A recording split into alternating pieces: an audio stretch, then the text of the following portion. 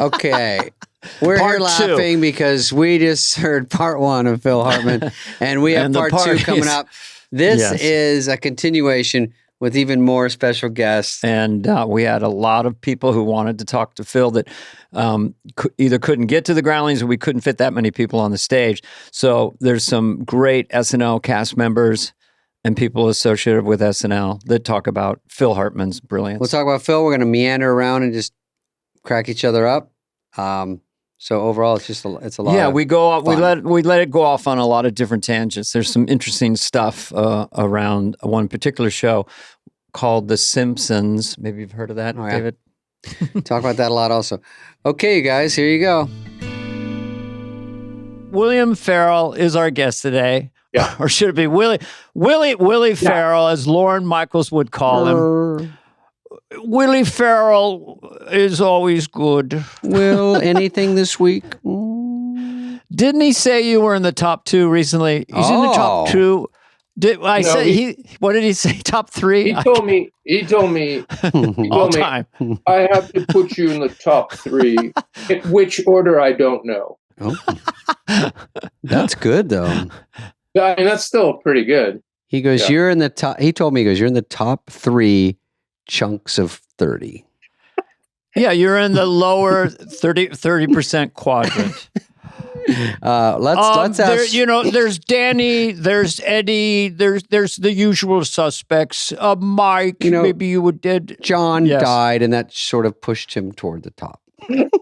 Oh my God. Hey, talk about Will being in the top 3. Sorry, Phil Hartman is our focus of this episode, and what was his latest ranking? But it was definitely might have been top 5. I don't know. He's top up there 6. for sure. Yes.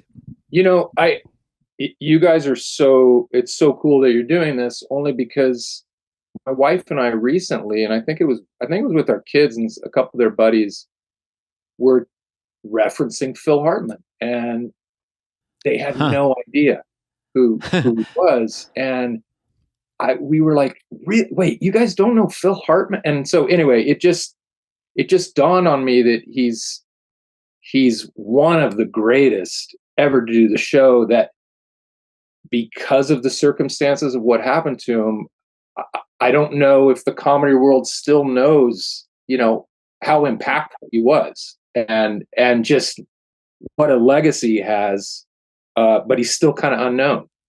That's why we did this. And it's Yeah. because of you and Bill Hader or Sherry O'Terry. A lot of people just mentioned their admiration for Phil as one of the best sketch players in the history of Saturday Night Live. But Will's right, because the insanity of what happened and how crazy and out of the blue Yeah. it was overshadowed a little bit, and then it was sort of hard to talk about, and then Yeah. he was just hard to talk about. So it sort of Yeah. all it was a tough situation, but I think time has gone by where it comes up so much now that it's time to give him some props and just remind everyone. Yeah. And we did, because I lived around the corner. We were friends with Bren and Phil and their kids, and we reached out to his daughter, Bergen, and she gave her a blessing. She went to the live show, if people have listened to that episode, Oh, that's great. at the Groundlings, which, by the way, I'd never been on that stage, but I'd been at a show or two. What an incredible room to do sketch comedy in. But she was there. It's that place is pretty special place. And so many great memories, even just doing, because you do a lot of the classwork up on that stage too. And it's just, it's 99 seats, and it's just the audience is right there. And so many great relationships were made, at that school for me. And you'd look up on the wall and you see the photos of Lovitz and Hartman and Lorraine Newman. Hello. And Pee Wee Herman and all these people. But it's fun. I was trying to think of the chronology of like my exposure to Phil, but I remember kind of taking a break from even watching SNL. And it wasn't until college when my roommate at the time was like, you've got to watch. He had done a Wayne's World sketch for his communications class. And I was like, what is this?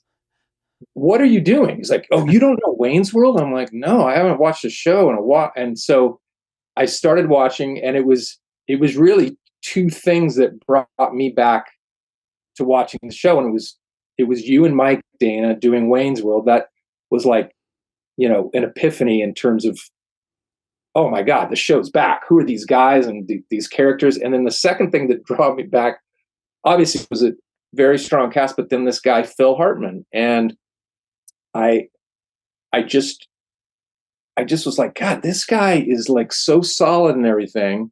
He's really funny, but then he'll do something like the anal retentive chef, Mm-hmm.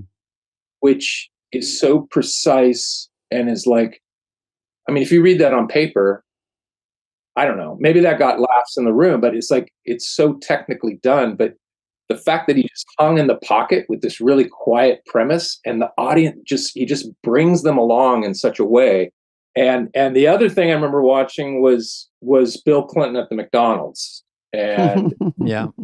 knowing how hard that is with props, and going from, I think he uses like every part of the set, and he is having to take a bite, and you use it as an analogy that he's, a warlord and, aide to Mogadishu, and this at one point starts choking. I think Schneider hands him like his Coke and to help him. But I was like, God, that he was just so funny, but also so technically gifted. But and I just remember thinking, oh, that's, if I ever could be on a show like that, I'd love to be that guy. You did very, very well. No, whoa. You did great, but no, Phil or you are people like you with that kind of range. It's like, what couldn't Phil do? I mean, you could throw anything at him. Yeah. Question for you guys. Mm-hmm. So when he was he like a quarterback of the show in like a rah-rah way, or did he just kind of keep to himself, and he was just so good that the writers just knew they could always go to him for every type of sketch? He was friendly and accessible, but he also was kind of private, and he had a lot of hobbies that were more important to him than sketch comedy. I'd never seen anything like that. He was very organized about his bits, and he could, talk to you like about Evan Root motorboats for a half hour, and then say rehearsal, go up, do some accent, some character, some physical piece of comedy, play super broad or very realistic film, feature film type acting. So he was interesting that way. Had no apparent ego about it. He just was great at it. But he'd rather be flying his plane or on a boat. I mean, he just was brilliant. Will's like that, I think. I don't know, Will. I do think that because a lot of your characters are a little out there and crazy. Are you asking about my antique coin collection? No. Do you actually have one, or is that? No, I wish. Yeah, no. Because my brother did. I have 3 older brothers, and then my brother Scott and I went in there one time and ravaged his coin collection. Oh gosh, he must have bought some jawbreakers at the mall. Oh, I'd fucking kill you. And it made the local paper. It was some dimes, FDR dimes that were rare.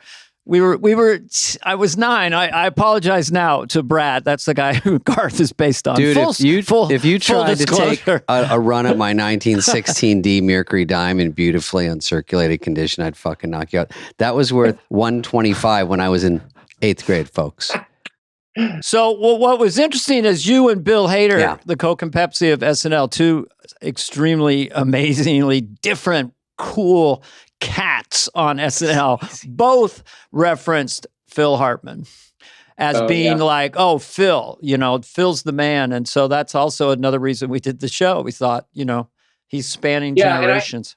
I think my reverence for him affected me. I think I told this story when we did the show at Largo, but I'll tell it again, was when he came to host, we're all there on Tuesday night, and he's going in from office to office and listening to all the pitches. And I think I was in the office with a couple other writers, and they were kind of, doing all the talking. And I was a part of their pitch, but I didn't really have anything to add.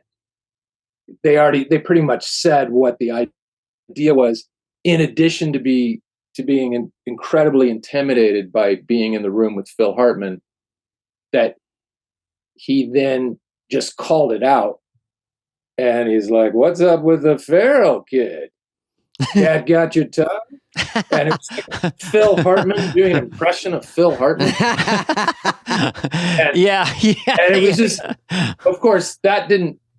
I just went, yeah. Well, what they said, and I was just like, God, he just must think I'm an idiot. Mm-hmm. But he did. It was too, he's such a nice guy. He had that voice or that persona he would put on sometimes when he wanted to lighten up the room. Hey, fellas, make sure you read it funny. It was a little 40s, like him and Lovitz had that connection. Could we play something now let's for play fun, that, Greg? This sketch, Will, we're going to play you. We're going to surprise our guests. Because you were in, and I never saw it until a week ago, and I fucking cracked up. And put up the volume, please. This is just a piece of it. It's just a piece. Last week, you were told to set aside at least 5 hours a day observing human behavior. If you didn't do it, it's your loss. If you did, congratulations. Troy, talk to me. Yes, Bobby, I spent 5.5 hours watching a homeless lady. Shut up, get up. What are you working on? I'm working on my weakness, which you said last week was voice and diction. So I thought I could sing A Whole New World from Disney's Aladdin. Good. Alan Menken, good friend of mine. You got music? No. Good, go. I can open your eyes, take you wonder by wonder. Stop! Who are you? I'm Aladdin. I don't know. Are you? I am. No, you're not. You're Troy. I'm Troy? Look at this. Look at this. This is something. This is nothing. This is something. This is nothing. This is something. Kelly, who is he? Aladdin. Troy. Aladdin. Shut up, you're not listening. Brian, who is he? Troy. Good. Aladdin. No, Troy. Good. Oh, you sick. Oh my God. So there you go. That's Phil in the pocket and playing it almost like he's in a movie. He's so committed and so real. What was he? The other interesting thing about Phil was, I don't think he came to comedy until a little late, because I think he had a whole career as like a graphic design artist and everything like that. Between voiceovers and graphic design, he actually was one of the first Groundlings that had a house. Yeah. And he invited Lovitz to his house. And he didn't really want to get famous, according to John. He was very conflicted about that. He liked his life. And it had to be kind of pulled along. When I got there, Phil was just going to be a writer. And John kept saying to Lauren and everybody, no, because he was famous at the Groundlings. I mean, after 11 years, he was just dominant, Yeah. It's interesting how many came aboard after Lorraine Newman, the first Groundling. Yep. And then it was John Lovitz. And then it was Phil in 86. And then it's like so many people, Sherry O'Terry or Chris Kattan, I don't know. It's just like. Lorraine came the other night. Yeah. Remember? Was she at the show? Yeah. Mm-hmm. It's great. She left early, I heard. She left when I started to talk about something. Yeah, exactly. She thought it was a tribute to David Spade. And when she found out it was Phil, she quietly went out a side door. Because of how much I was talking, she's like, what is this actually about? And I was like, yada da. Here we go. Well, let's let Will go, but we wanted to thank Will for coming on. And I don't know if there's anything you want to add, but I had to show you that sketch. We fucking cracked up. We saw it the other day. This is something. They had the rhythm away. It goes right back. I don't want to, toot my own horn here, but I think Molly and Chris and I wrote that sketch. Whoa. Because, he was a guest host. That was when he was hosting, right? Because it was based on different people, acting teachers you met. Yeah. Everyone, exactly. So someone really did that? This is something? This is nothing? This is something? I think that was all Kattan. Yeah. He came up with this whole thing of just gibberish that, of course, an acting coach would throw at you. Right. And all the ego stuff was so funny. Get up, get out, get out. And also just everyone was his friend. And then there's the next little run on his friends all did B-level guest parts on like Knight Rider, and he has their credits as if they're a really big deal. I just remember any acting coach I ever had in a group setting could not help themselves from talking about their projects. A Pringles commercial was his showed his range, and that or sketch. one time it was some class where one of the students was like, "Could you please give us an excerpt from your one-man show?" And the teacher was like, I can't, please. I was like, what are you doing? And then sure enough, this guy goes on for 5 minutes of like from his one-man show. About you guys writing that makes sense because Phil is a great writer. He wrote Pee-wee's Big Adventure with yeah, that's right. But he was in so many things. And when you write something, you're kind of the de facto producer of that sketch. He just didn't have the time because he was in like 9 things a show, even when he wasn't parasailing after read through. But you guys must have been thrilled when he started rehearsing that on and he Thursday. Nailed it. Well, it was just one of those things where it's like, oh, he's doing it exactly the way we pictured he'd do it. And and he looks ridiculous. He looks ridiculous. He's got that little beard. But anyway, well, right, thanks. One of the greats. Yeah. Hi, guys. Here's another all-star cast member and a good friend of mine, Mike Myers, who was very happy as a Canadian to come and talk about Phil Hartman. Here's Mike. A fellow Canadian. Oh, fuck. It's sort of a feeling in that building that you might get fired. It just washes over you, no matter how well it's going. If I watch the show, I'm going to get fired. That's what I feel like. I feel like if life is a boss, that I could get fired at any time. Yeah, so that's true. or sort of nicked. But anyway, we're joined by Mike Myers. Hello. Hold for applause. Yes.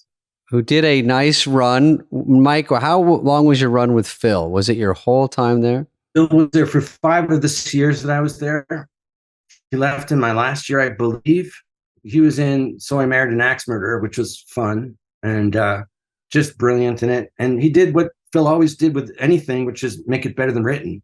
Yes. He always brought stuff off the page. And he was also very, if you were one of the more experienced Ivy League writers, or if you were a dumb kid from Toronto, he sold your sketch, you know what I mean?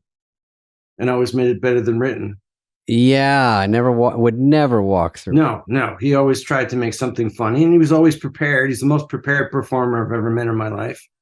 He had I saw him, he had a binder with color coding, like how musicians have notes. He would go a little bit of Charlton Heston plus a little bit of this, and it was color coded. I caught him. Oh, that's great. I caught him. That's great. The other thing too is he had the best instrument of any comedic actor I've ever met. His voice and his body was unbelievable, and Peter Sellers-like, in my opinion, and Alec Guinness-like, and just one of those. I thought he was a very good writer, and I thought he was one of the best interpreters of things written, and best cold reader ever in my life. Yeah. You know what I mean? So unnatural. To your point about Alec Guinness, because we were talking about that the other day. A little birdie told me Phil had this move where he could make his eyes kind of go dead, and he would go he did it in So I Married an Axe Murderer in the Alcatraz scene. And if anybody out there wants to see first class film acting, comic acting, it's such a brilliant move. And Alec Guinness could make his eyes go kind of dead. I don't even know I don't know what that is, but when Phil used it, control. Complete control. Complete control. I think what you were talking about, Dana, earlier, you're talking about how Farley was about explosion and not having any limits on yourself. Phil was almost the inverse and opposite. He was all about control. And they always talk about if great comedy acting is great dramatic acting. It's just 99.99% how it is in life, with 0.001% commentary. That's how I always felt about Phil. Just a little, like the dead eyes is an example of just a little bit of exaggeration. Yes. That's the finer the comedy acting, you know what I mean, is how small the exaggeration can be. It makes it so funny too, because if you're in an absurd sketch, like I was doing church chat with him, I'm in the dress and everything. He comes out and says Saddam Hussein, and he's playing it like it's drama.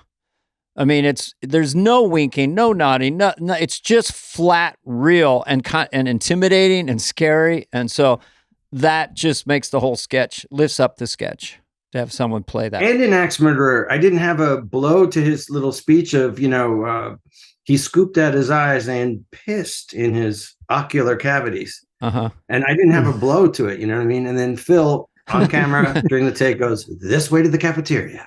Right after that, yeah, right after the movie. Off-putting.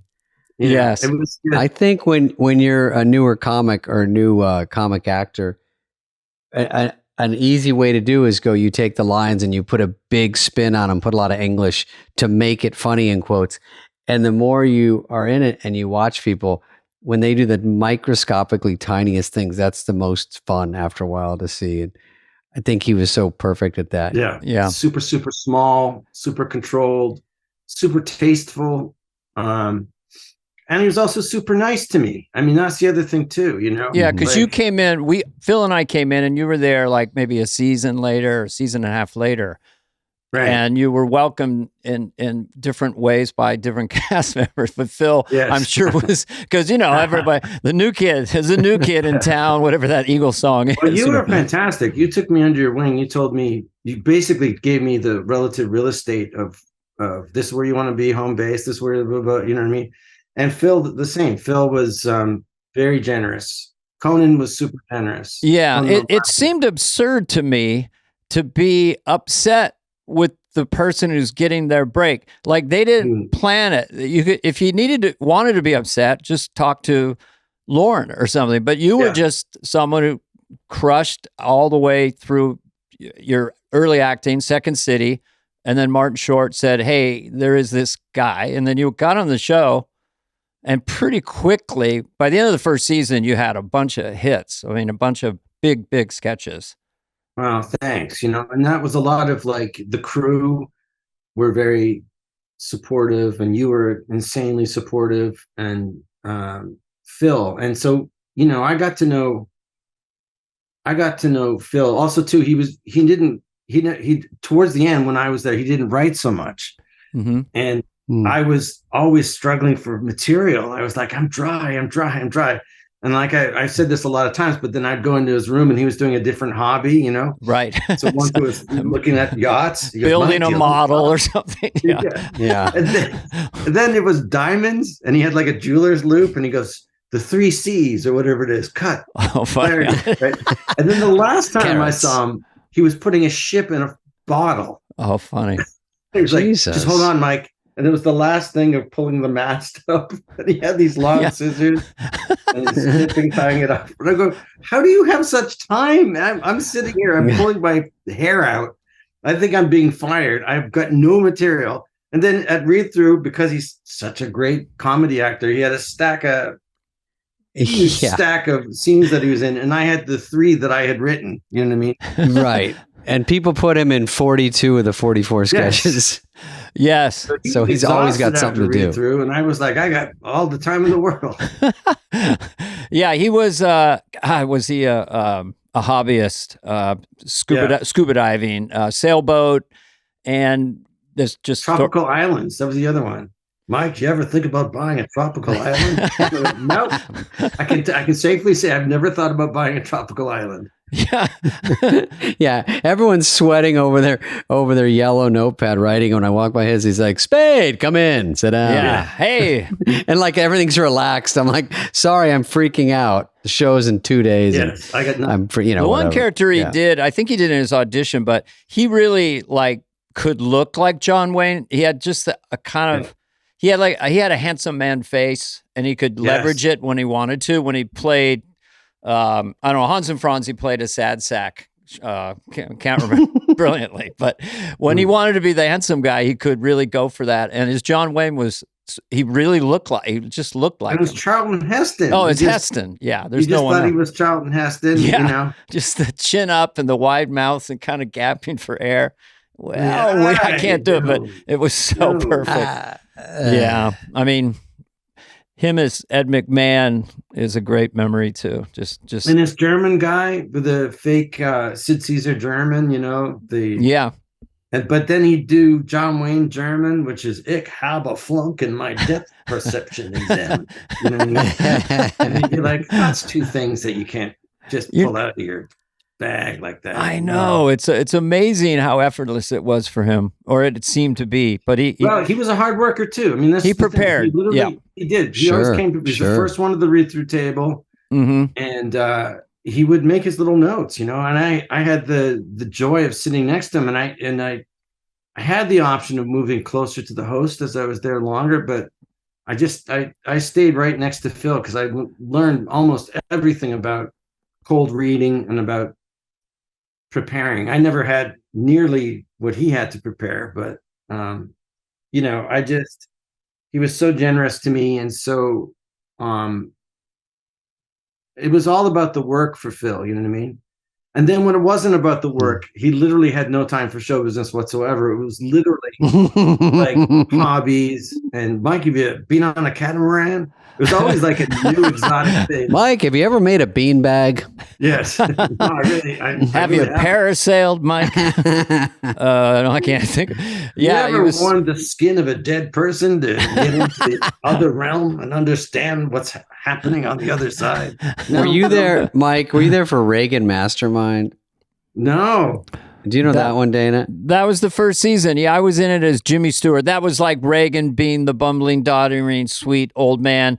And then the guest leaves, and then there's a switch, and then he's this brilliant. He's speaking foreign languages. It was he closed the door, and he's the smartest guy in the world. For Phil, that was the first season. Yeah. Unfrozen Caveman Lawyer is a prime example of, like, you know, so his caveman takes no nods whatsoever to grunting and, you know, me like fire, you know, whatever. Yeah. Speaks perfectly. Articulate, bourgeois, you know what I mean? He's a lawyer. Some of those lines are like, you know, I'm a caveman. You know, he goes back to that. And then he goes, a simple caveman. I was chipped out of the ice. And he goes, but I do feel my clients deserve 20 million in punitive damages and also another 5 million for the. He goes right back into being a lawyer. Your planes frighten me. These are birds. That's right. That's it. Jack Handy, the writer, was but if you don't, you know, shovel the snow off the front of your porch, you know, law 25.b states, you know. Anyway, just playing with that was, you know, pretty stout makeup for SNL, a complete prosthetic. And he played it obviously flat real. Again, played it dramatically, actually. And also you felt a lot of empathy for the character.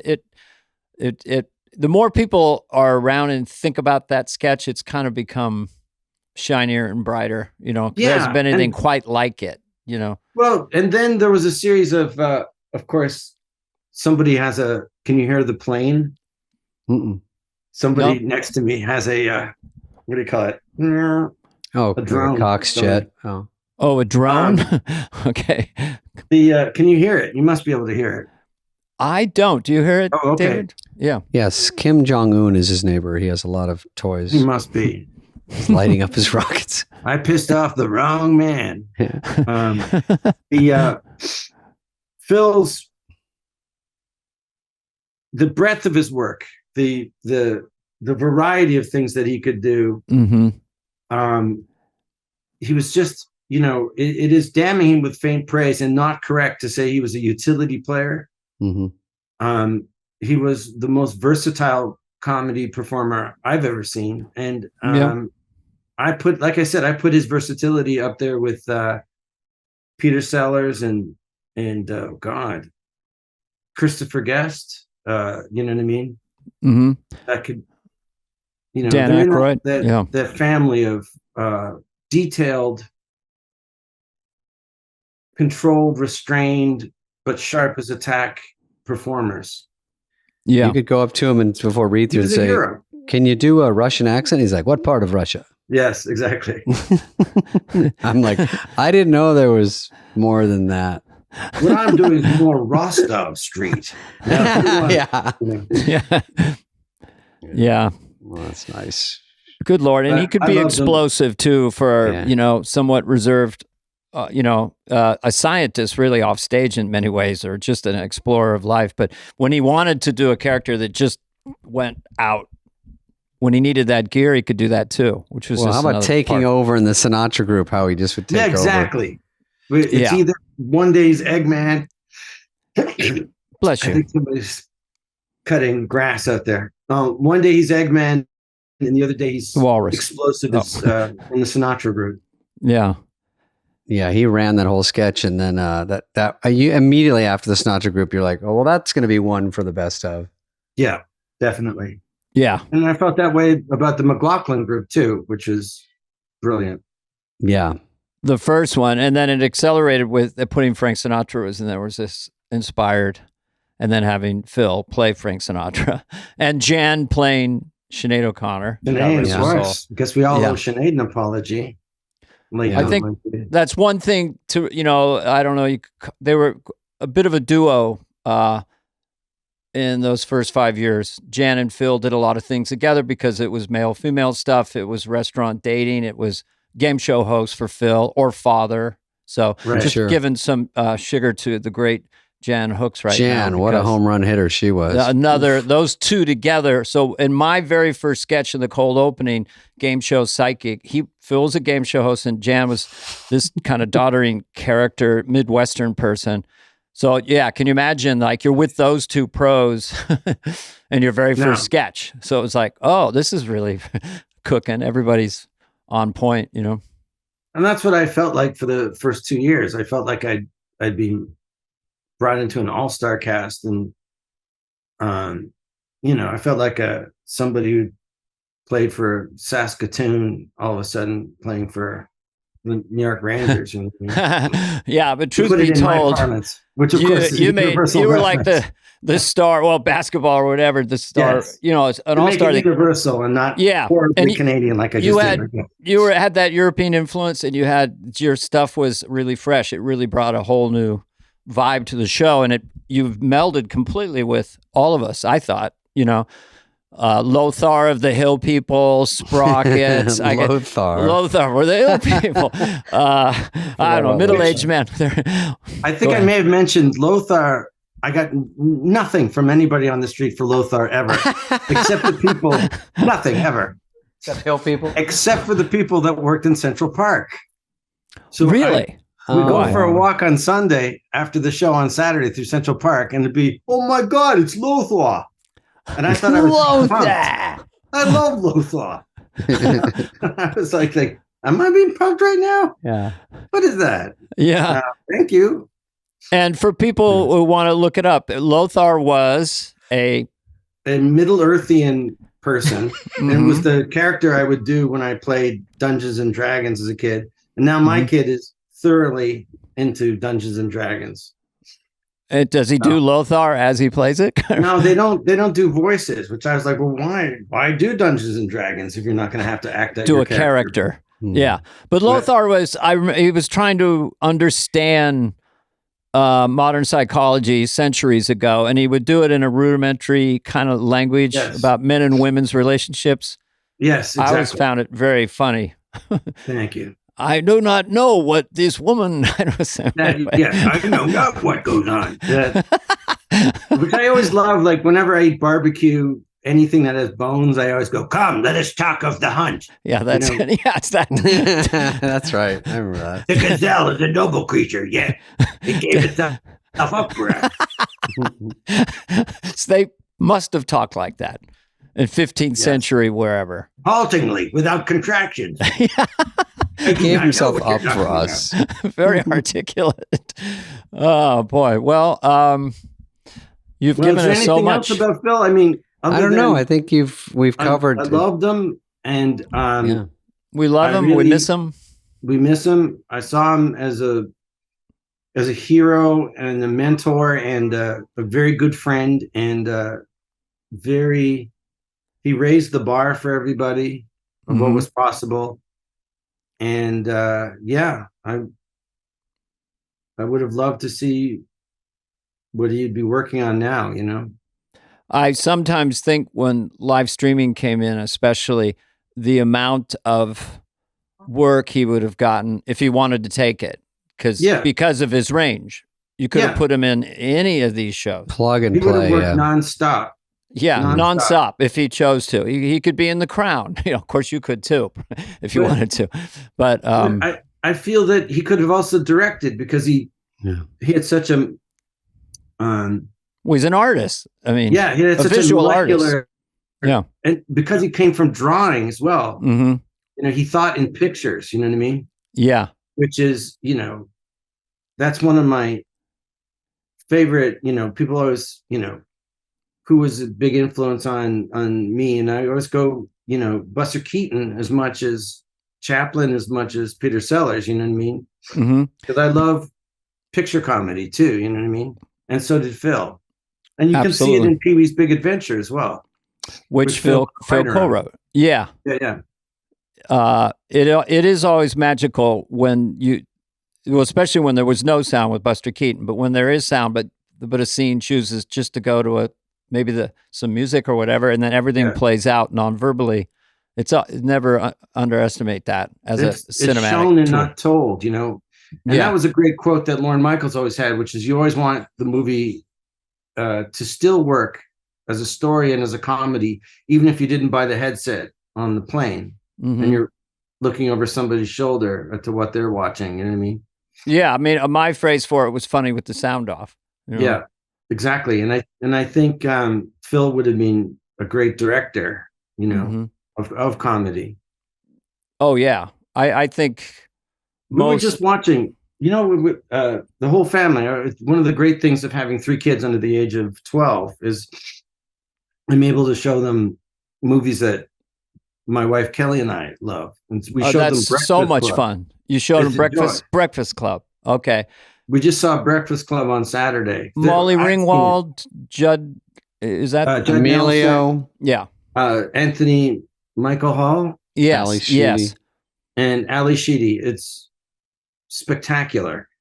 But So the well framing, you know, she steals stuff, and it's just how they had a locked off frame, and then she just sort of entered in the back and stole something, like, just to know good framing, you know what I mean? But not know it then when you're watching, and then now you look at it with different eyes and you go, and then you go, "Ooh, this was designed. This wasn't that was smart." accident. Yeah. This was somebody who knew that there was an extra laugh in there just in how it was shot. And I think Phil had that kind of brain, you know what I mean? Yeah.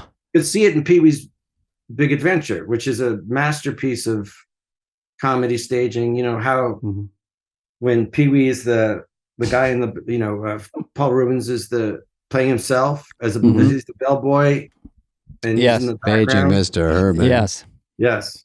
And generally kind of keeping it wider and moving masters and letting stuff happen in the frame. A lot of what they called Fred Astaire shots. Yeah, head to toe and just follow it.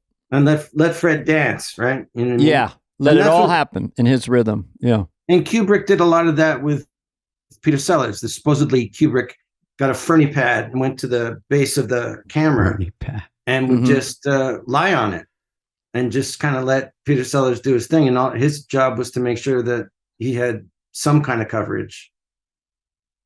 And Kubrick he sat there with a big smile on his face, you know. I watched, you know, sometimes at night you go to sleep, so it's like, okay, YouTube comes up and it's the scene from Dr. Strangelove, where Peter Sellers, almost better than Dr. Strangelove, is his vacuous, almost effeminate president. Yeah, Merkin. Yeah, Valdemar, and then George C. Scott, who apparently Kubrick gave him carte blanche. Okay, go way too big because he was, you know, and then it ended up, you know, being, you know, just startlingly brilliant to watch that. And I think Phil could have done the president or that. Yeah. Phil could have he could have played 5 parts in something. Each of them brilliant. You know. Yeah. Good Lord. Oh, well. Here we are. You know who else did drawings? Simon.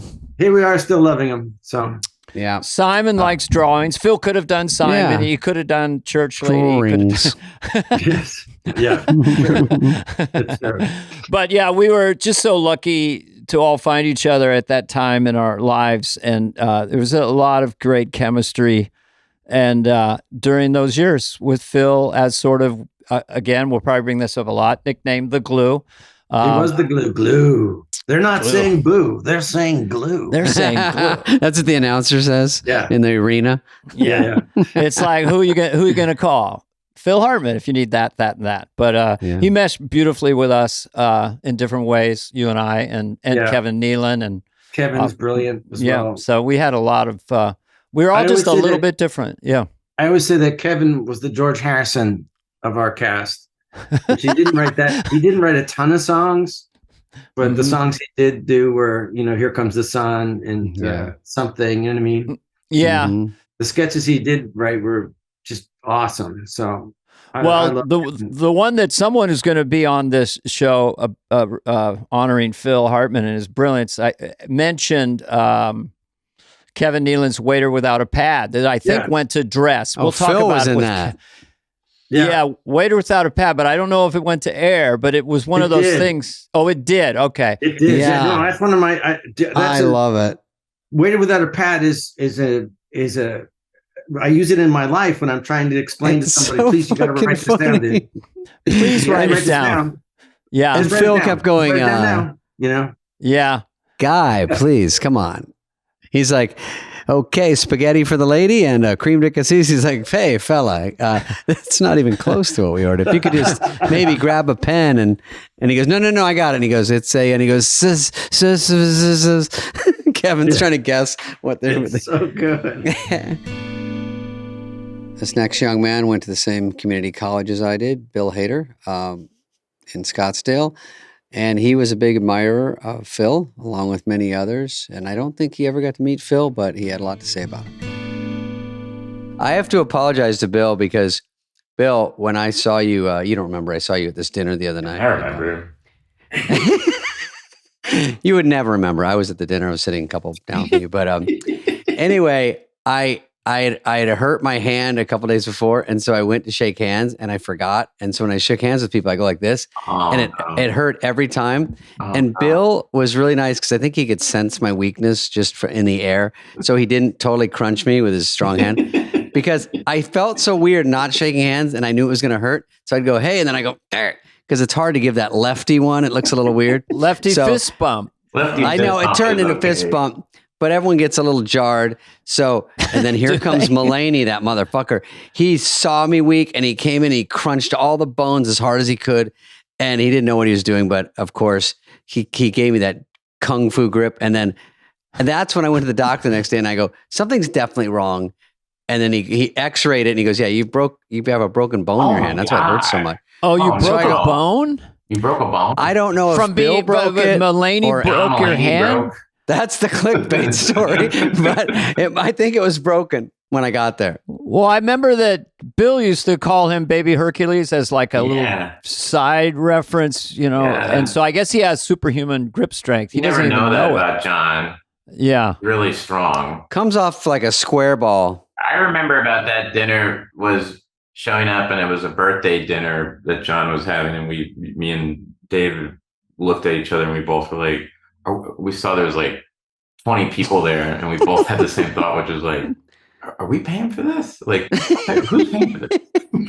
Because John has a birthday for himself. And you're like, and of course you can't pay for your own dinner. Like, I don't think. We can't let him pay for his own dinner, but this is really nice. There's a lot of people here.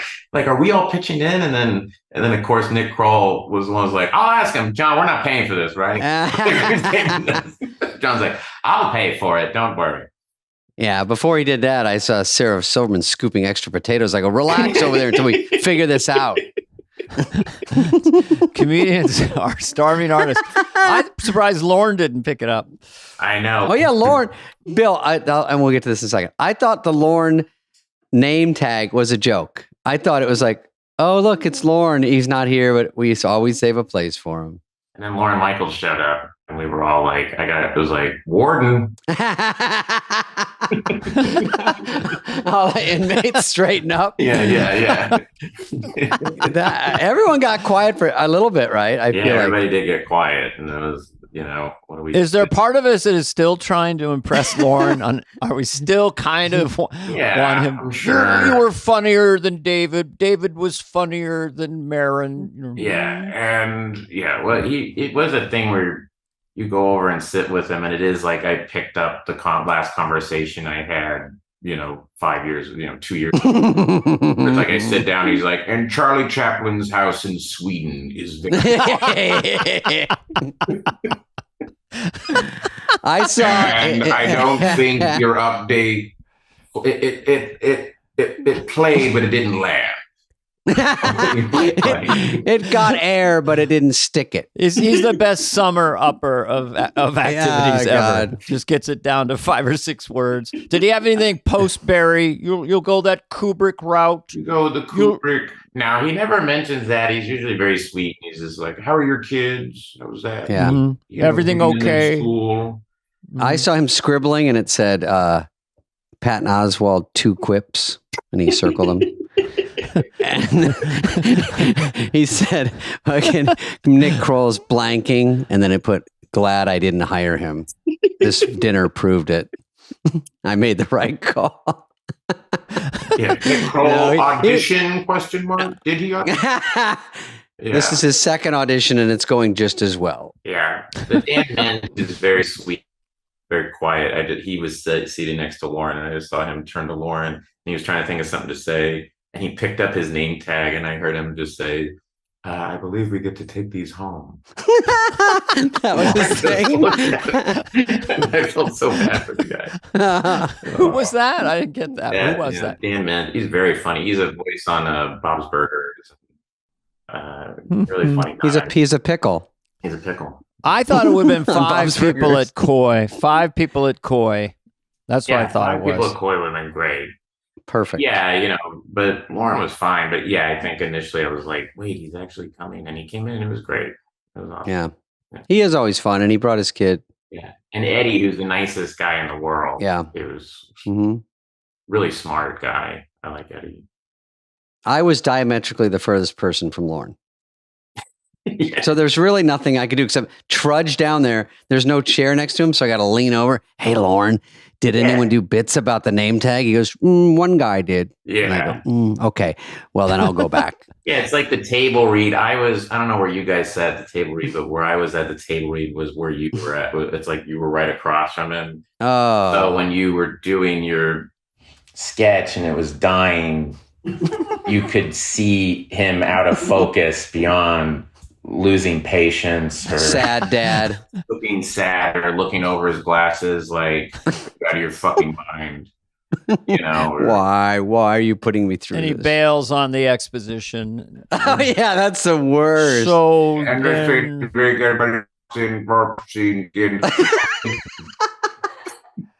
and he leaves the room with a tear in his eye. All right. On to the Fox News bumper. It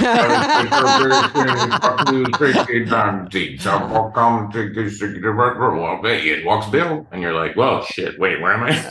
Wait, didn't you do this thing called Mr. Poopy, Dana? What did you tell me about? Funny Little Poopy Head. Just so Lauren would have to say that exposition. He had to say "Funny Little Poopy Head" literally 20 times. Funny Little Poopy Head sits down. Oh, Funny Little Poopy Head is sad. Funny Little Poopy Head is sad. Funny Little Poopy Head. I had that catchphrase. I got to go. And Jan, the great Jan Hooks, was Mrs. Funny Little Poopy Head, and I'm going with him. And Lauren, I don't know if he ever know. Maybe he'll know now if he hears this. You try to pull a fast one on me. Did you ever do a gag one? Did you ever do one just for fun and read through, Bill, where you knew it was just to make things silly? It was always just fun when, you would get, there was just, you would turn the page and it was just tons of dialogue. We would all just I would just start laughing because I could feel Lauren's impatience. Right. But he really plows ahead. He doesn't skip around, especially if someone brought in a film piece that was a former writer like Smigel or someone would write in a thing, or, and it would be like a big tape that was mostly like visual, just hearing him do that. But me and Kenan Thompson used to do that. It was always Lorne like in a shower and he couldn't get out and the shower was filling up with water and he starts to drown. But it was him in that voice being like, starting the shower and he's washing himself and he's like, and then looks down and goes like, and then like the water is racing, drown. And then one was him with a hang glider talking like that. But like that was our impression of Lorne. It wasn't like him speaking words. It was his read-through voice, his read-through. And it was just gibberish. That's hysterical. Yeah. I do like when he gets excited after a bomb, what you just did, where a sketch bombs and then it's a pause and people are turning their pages and he goes, Hanukkah song. We go to at update desk. Adam Sandler with a guitar. Trying to get the energy back. Yeah, he gets it back. He goes, maybe this one will work. Yeah. Did you guys ever have a host say, what is this? I'm not into this. Elton John In the middle? said, in the middle, Elton John, and I don't, he was like, I'm not doing this. He just said, no. Oh, no. Like, don't worry. And he's like, I can't do this. I can't do this. These people are friends. You're like, Yeah. Yeah.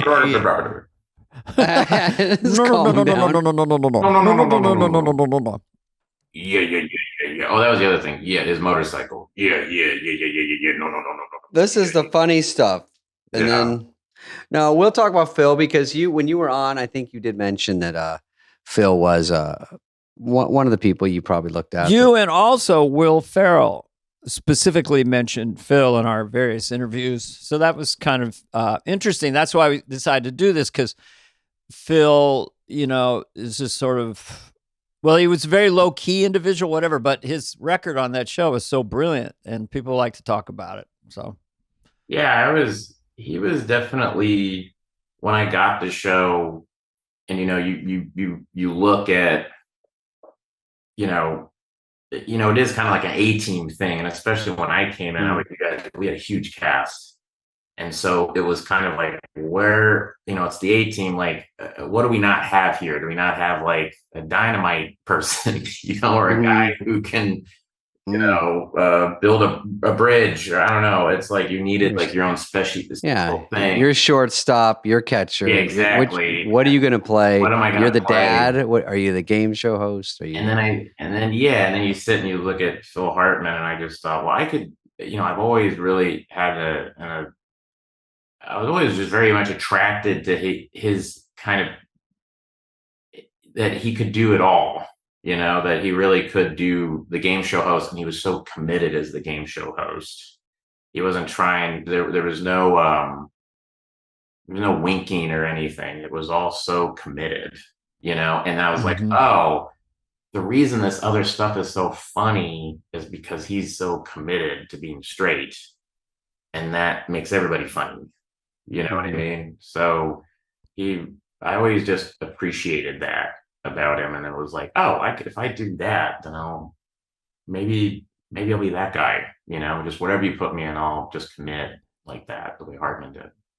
Yeah, even in Motivational Speaker, which is like the most bananas character, he plays the dad and he's the only one not laughing. He's the only one just staring straight ahead going, we hired a motivational speaker. He's been down in the basement eating coffee beans for the last 3 hours. Yeah. This is so straight. He's like, we've always encouraged artists to write, Like, Bill Shakespeare over there. Oh, yeah, that one. We've always encouraged him to write, like.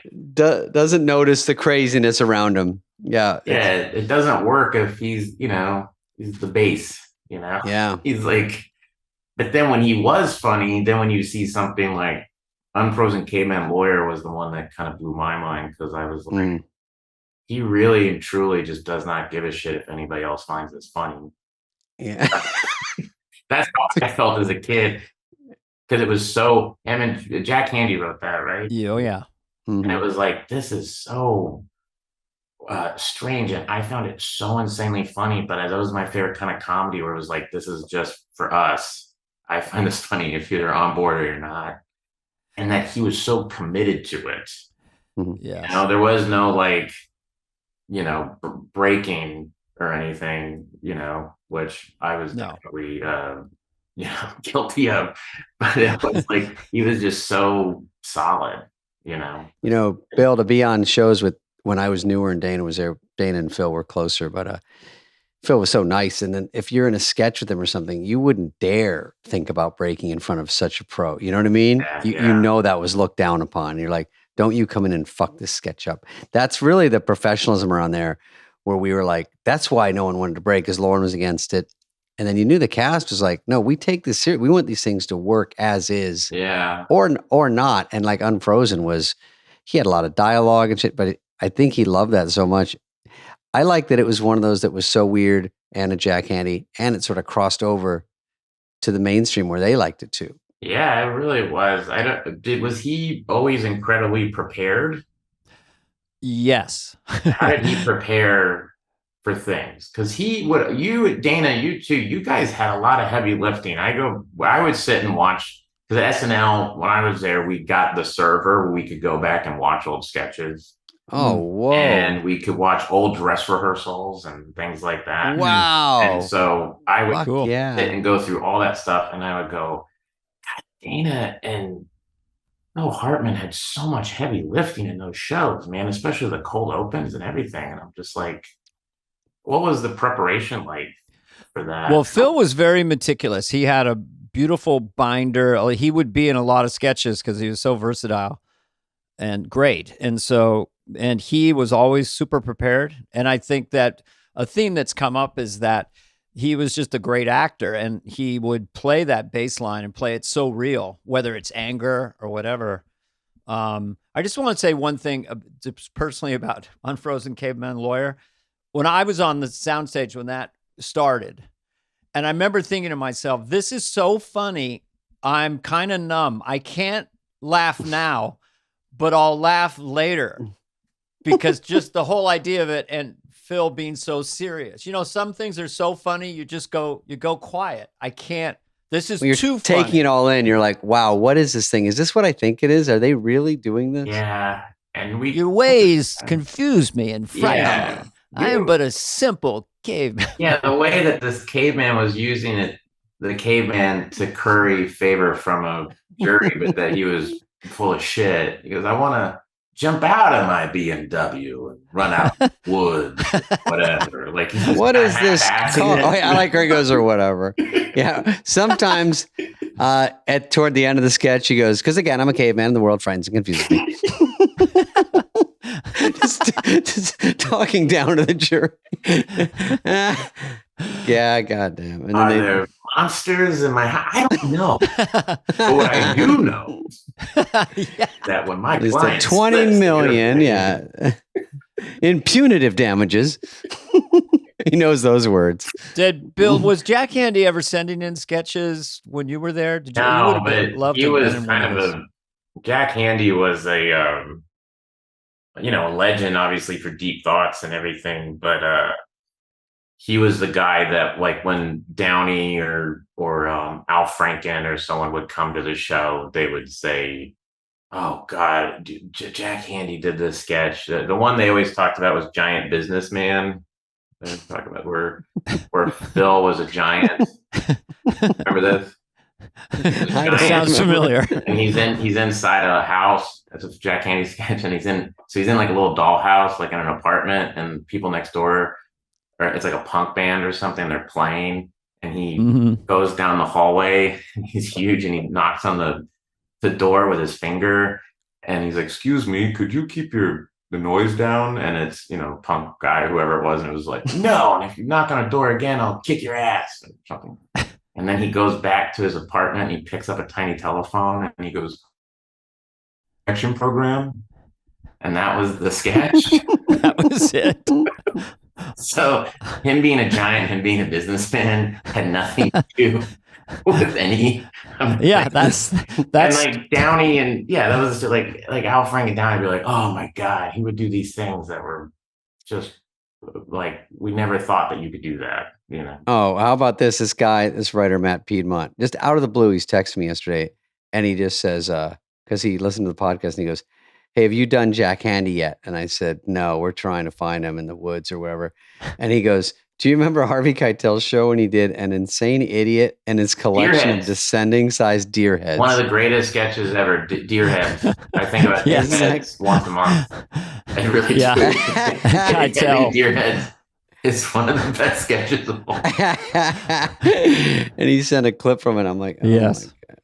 Where he's like, I shot this deer. This isn't a deer. It was like a deer, then like a smaller deer.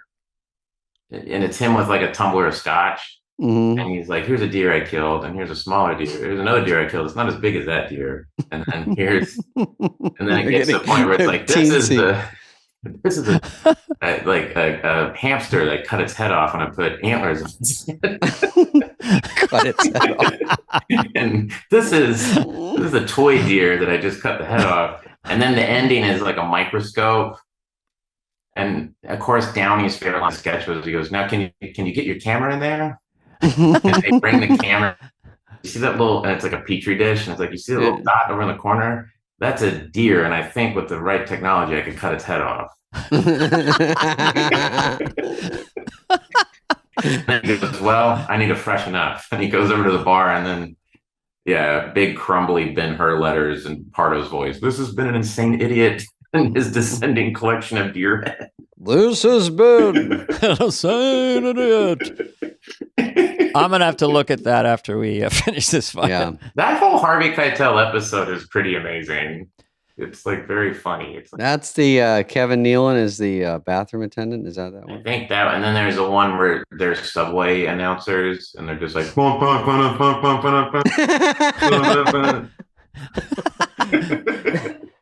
of those, God damn. Great New York dramatic actors can kick ass on that show. But Hartman was Phil Hartman was always the guy that I don't know. I was just always so, just like kind of talking about just that the professionalism and the ease in which he did everything. He just seemed so confident, and so kind of like it was okay to be, those thankless parts where you're the game show host, which I played a ton of those, where you're having to you're facilitating everybody, and your rhythm is kind of driving the sketch. Like if you're slowing down, then everything's going to start to slow down. So you have to kind of keep it at a certain pace, and it's hard, and you're facilitating everybody else. That can be fun, and that you can actually make that funny by having like the right attitude and still service it. You know what I mean? It just taught me, it was like, oh, that's how a sketch is supposed to work. Everybody can't be at a 10, everybody can't be insane, and then and then the thing is like, as people get to know you, then like I would have writers like John Mulaney and Simon Rich and Merica Sawyer, and these people start writing for me, the game show host, but he had like a weird personality, but you couldn't do that out of the gate. Lauren would tell me that. He's like, they got to get to know you first. Mm-hmm. And then know it's something different. Then you can start messing with the thing, but you got to like come in a way where they like you and they come to you, and then you can start messing with it.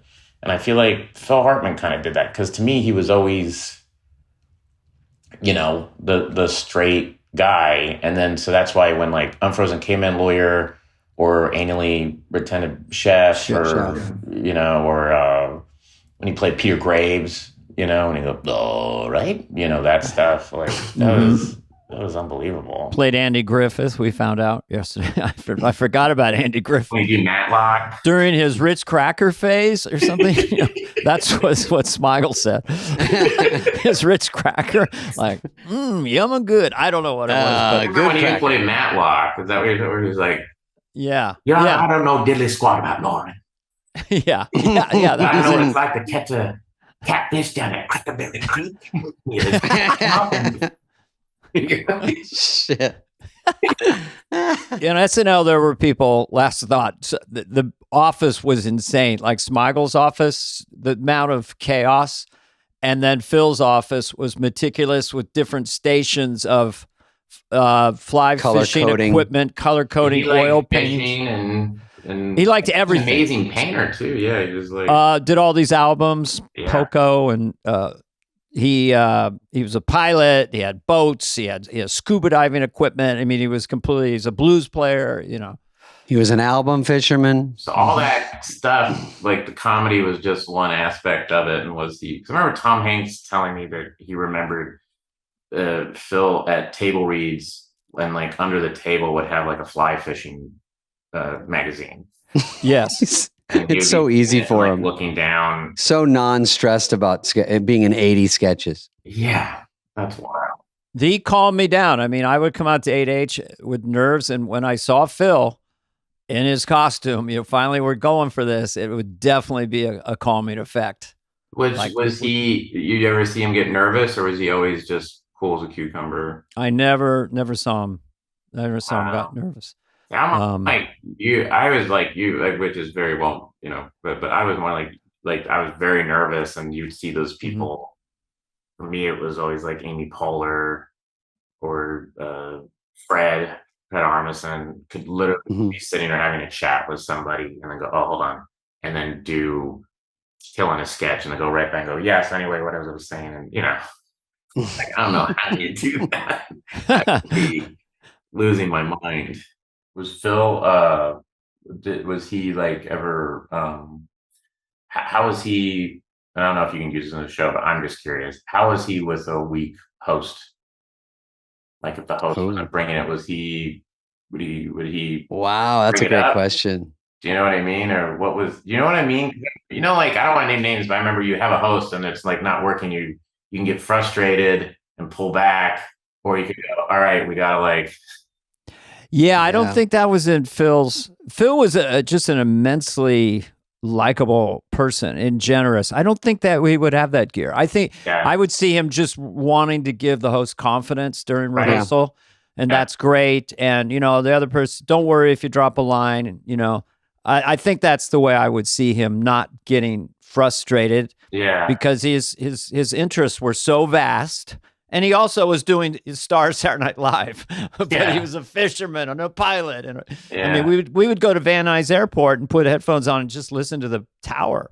Wow, really? Yeah, just listen to the traffic. Because I said, I can't go fly with you in the single engine plane. He got it, but Lovitz went with him. Would Phil do bits? If he in certain situations, he would definitely get it. I said this before, but we were once at dinner, because Saturday Night Live, weird things happen. Me and him with Neil Young and a few other people. So I said, let's make him laugh his ass off. Let's go crazy. And Phil was doing, it was the early 90s or something. And Phil's doing a Japanese pilot and stuff like that. And we got Neil Young just helpless. So Phil would have that gear sometimes. And I watched his audition too. I found his audition before I auditioned. Oh, at the Groundlings, and it was awesome. I haven't seen that. His audition's pretty. He says, "I can do any accent at all. Just tell me." And they go, and I could, or I forget what it was, but he says, "I can do." He does German. He goes, "I can do any accent," and then someone says, "Oh, French," and he goes, "I don't do French." He did that. Well, he'd been at Groundlings 11 years, and he had turned down the show and said he didn't want to be famous, and he had a pretty good life as a visual artist and doing some voiceover work.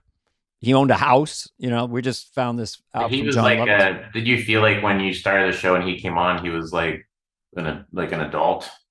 Yeah. You know what I mean? You're like, oh shit, we have an adult on the cast. Yeah. I came on with him, and my very first sketch was with him and Jan Hooks. So it was right away. Was it Broccoli? Was it No, it was. We were doing a game show psychic. It was a game show, and I was a psychic. So I would answer before he asked the question, and Phil. Oh, I'd say red balloon. Well, let me get to the question first, sir. And then a red balloon would appear, and so.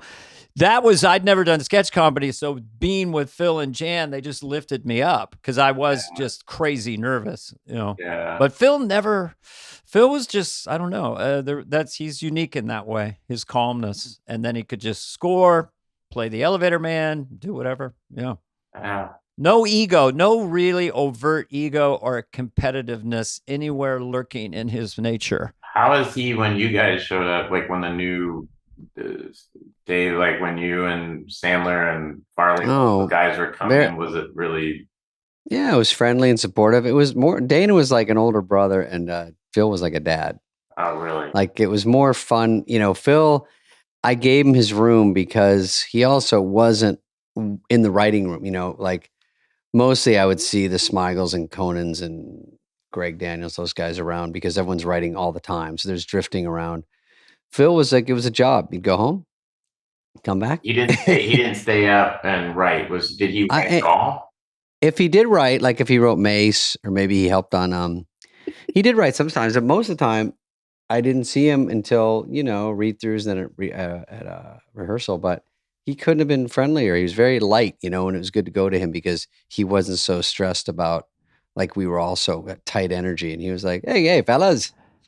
He would do that. He'd put that persona on sometimes for fun. I'm sure you'll come up with something terrific, fellas. This is Phil Hartman saying good night. You know, really? But he also did all his business when, you know, we first started making a little extra money. He had it in a briefcase and he was incorporated. He did all his taxes and stuff. It's all in here. You know, he would open it up. He was just extremely organized and hardworking about, you know, memorizing things and knowing where he was going. So maybe that calmed him down a lot. I mean, he's probably the first guy I knew that had a house. Yeah. Yeah. I mean, Dana said that. It's so true. It's like, I knew guys that owned cars, but I don't think any of my friends owned a house. Yeah. And he was kind of my friend. That's like a rich thing that I didn't have yet. No one had that. Yeah. Yeah. It's funny hearing that he didn't, he just must have been like the perfect guy to like all you guys, but it's just like, oh, we could bring him in there. Like when you're writing, it's like, oh, we just have this guy who can do anything and be totally fine playing the, you know, the straight guy, the dad. He's walking by you by the piano in the writer's room at read through day and he's breezing in. You're like, hey, Phil, you're Russian in mine. Okay. Yeah.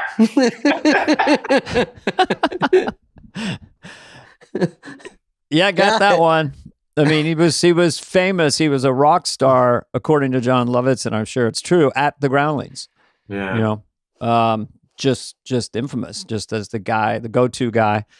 But just a generous, nice person, you know, just a sweet, sweet person. That's all I've heard from everybody. He was like, when I first got there, that was, you know, you go into SNL and you see all you guys' pictures up on the wall, up on 17. It's like everybody who's been on the show. And you're like, Jesus Christ. It's like, that is weird. It's so terrifying, you know, where you just go. It's like, and I feel like it's so perfectly put on the wall as you walk to the table read or you work to your offices. So it's like, just so you know. Constantly reminded. This is this is the lineage. You got to keep going. And I'm seeing you guys and Phil and, you know, Bill Murray and John Belushi, Dan Aykroyd, and Dan Aykroyd and Laurie Newman and Gene Curtin, all these people, you know, Jan Hooks and everybody. And you're just like, oh my God, how do you do this? And so but yeah, man, I just think that's so cool that he, you know, was so chill. You know, I would ask everybody. I was like, oh, well, that was like kind of the first, you know, I'm talking Mike Shoemaker and being like, oh, when did you start here? And when I do the math, I'm like, well, what was Phil Hartman like? You know, when Lovitz came and did a bit on your show, Dana, and I asked, you know, talk to him about him, and it was we miss him, and he's just a brilliant guy, and it's fun to be around someone who just loves hobbies, is passionate. It's very healthy. You're never bored if you have a hobby, you know, and you'd go out to his boat. He had a sailboat and a Boston Whaler motorboat, and you're just driving down there with him. And then once he got on his boat, you didn't really interact with him. He's just looking at the tying knots. And moving around. And I haven't said this, but it was just sort of a weird thing. We went on a sailboat. First time I'm on a sailboat. So he's showing me how we're doing it. It's like, I don't know, maybe a 15-footer. It's just the two of us. And it was stunning day in LA. Just crystal blue skies. and we went around this buoy, and the seals are there. And it's like the Great Gatsby or something. And then we look, and there's these plumes of smoke rising from L.A. What the hell is this? So we come in, and it was the Rodney King verdict. That was a riot. Oh my God. So then it was just one of those strange things that we shared, trying to get back to the valley, get home, but anyway. Yeah. I had no hobbies when he goes, so we got a week off coming up. What are you going to be doing? I go, grinding my teeth. I don't know, freaking the fuck out because we're coming back. Fired. Yeah, crossing my fingers. I can make mouthpieces for you. I've got a little workshop in my garage. Take care of that TMG. I got a bandsaw. Meow, meow. I'm but a simple sketch player. What are you, a medium? Meow. Nothing but you brought Bite up on Mace. this balsa wood. I forgot. Mace. Mace was the bad man, right? I'm a bad man. Bad Yeah, bad apple. Rotten to the core. All right. Thanks, Bill. Well, thanks, Bill. Thanks for coming on. Bill Hader, everybody. Nice to see you, buddy. Thank you, guys. Next up is Sherry O'Terry, who's also an all-star groundling, and she was excited to come on and talk about her admiration for the great Phil Hartman. Here she is. I'm sure people have told you that you're the one. We've done like 100 of them. As far as a reaction, Yeah. that's called number one. No. I did not know that till Greg said to me, you were in the top 3. I'm just saying for my wife and other people, when we bring up, what was Sherry O'Terry. I mean, Really? Yeah. I would say number one. I don't know. There's no pressure on you today. It's a little, you don't have to do it, but it's kind of nice to be number one. It's Honey, pretty. I'm blown away by that. I was so hesitant. I said not real for a while. I was really hesitant, and it ended up being so fun and so For us too. easy. And I'm like, where we went with it, I would have never guessed in a million years. It was all you. It's just you put out all that fun energy, so it makes it easy, Wow, it really pays to be alone a lot. You remember David Spade? Look at his hair. It's perfect today. Hi, lover. Damn. I know my face is still beat up. But the hair looks good. The hair looks good. The hair never lets you down, You know what, Dana? I was thinking if you looked at, we're talking to Mike Myers, and if you looked at all our backdrops, you couldn't tell anyone has any money. Mike's just blank. Mine's shitty, all white, boring. I know. I gotta spruce goose it up. We used to tease a guy in high school who had really young hair. I can't explain it, but he had like 10-year-old boy hair. So he did a song, "Young hair, get out of my head. You belong in a cradle bed. You better run. Hair. You're much too young, hair." Sorry, I'm not a singer, Sherry. God. You can sing. No, but I know that song. Yeah, yeah, it's like some classic. Young girl, get out of my mind. That's my love it. for you is way out of mine. Better run, girl. You're much too young, girl. You're much too young, girl. Oh, that's all your girlfriends, David. Whoops. No, Sherry, a lot of those old songs were like, "You're 16. You're kind of a little young for me." I'm a pedophile, and you're mine. She said Something just like 17, and you know what I mean. What do you mean? Just 17, you know what I mean? He goes, "No, in the song, I'm 17. You're like, I know, but you're an adult singing it. We don't like that." No, his original lyric was, she was just 17, a real beauty queen. And then Lennon was the one who said, "You know what I mean?" So that's how they work together. Just like Sherry worked together with all her bandmates. Sherry O'Terry. Remember you did the cheerleaders with Will? Do you remember that, Sherry, or Do you don't remember the cheerleaders? Oh my gosh! If I could tell you, every time I was in the gynecologist's office and they said to me, "Ask me to do a cheer," it was like, "I'm going to need my legs to hit the floor for this." And he goes, "I'm going to operate you like a puppet." Disgusting. Disgusting. I don't know where this podcast is off the rails right now.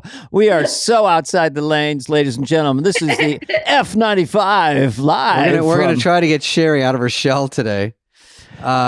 Sherry O'Terry. Was that intentional? Whoever named you? No, Sherry you know what? O'Terry? No, it was always pronounced Sherry O'Terry. I pronounce it Sherry O'Terry. I've never Sherry said Sherry O'Terry. O'Terry. Oh, I've been saying O'Terry for years. Everyone does. It's too late. Sherry O'Terry. Yeah, as soon as I moved to LA, people said O'Terry because why wouldn't it be pronounced that way if Sherry is E-R-I? It's show busy. Yeah, is E-R-I. But but I never said O'Terry. But then when I got SNL, and I remember when I first got there, Don Pardo walked down the hallway, and I couldn't believe how tall he was. And he came up to me, and I love that he introduced himself with that voice as if you wouldn't know. And he said, Sherry, I'm Don Pardo. And I go, yes, you are. And he goes, how would you like me to pronounce your name? I like the rhyme. It rolls off the tongue. And did he do it? Did he say it? Yes. Did he ruin it by saying, Sherry O'Terry? Yeah. My dad was a little disappointed, I think, but it wasn't that much of a difference for me to correct anybody. You know what I mean? Yeah. But yeah, the rhyme was nice, but that didn't happen till I moved to LA. I like it. Sherry, you were so wonderful on the show, but we're calling you again because Phil Hartman, who we don't even think you knew well because it was a different time, but you are someone I think was probably either influenced or... Oh my gosh. He to me was like a dramatic lesbian that did comedy.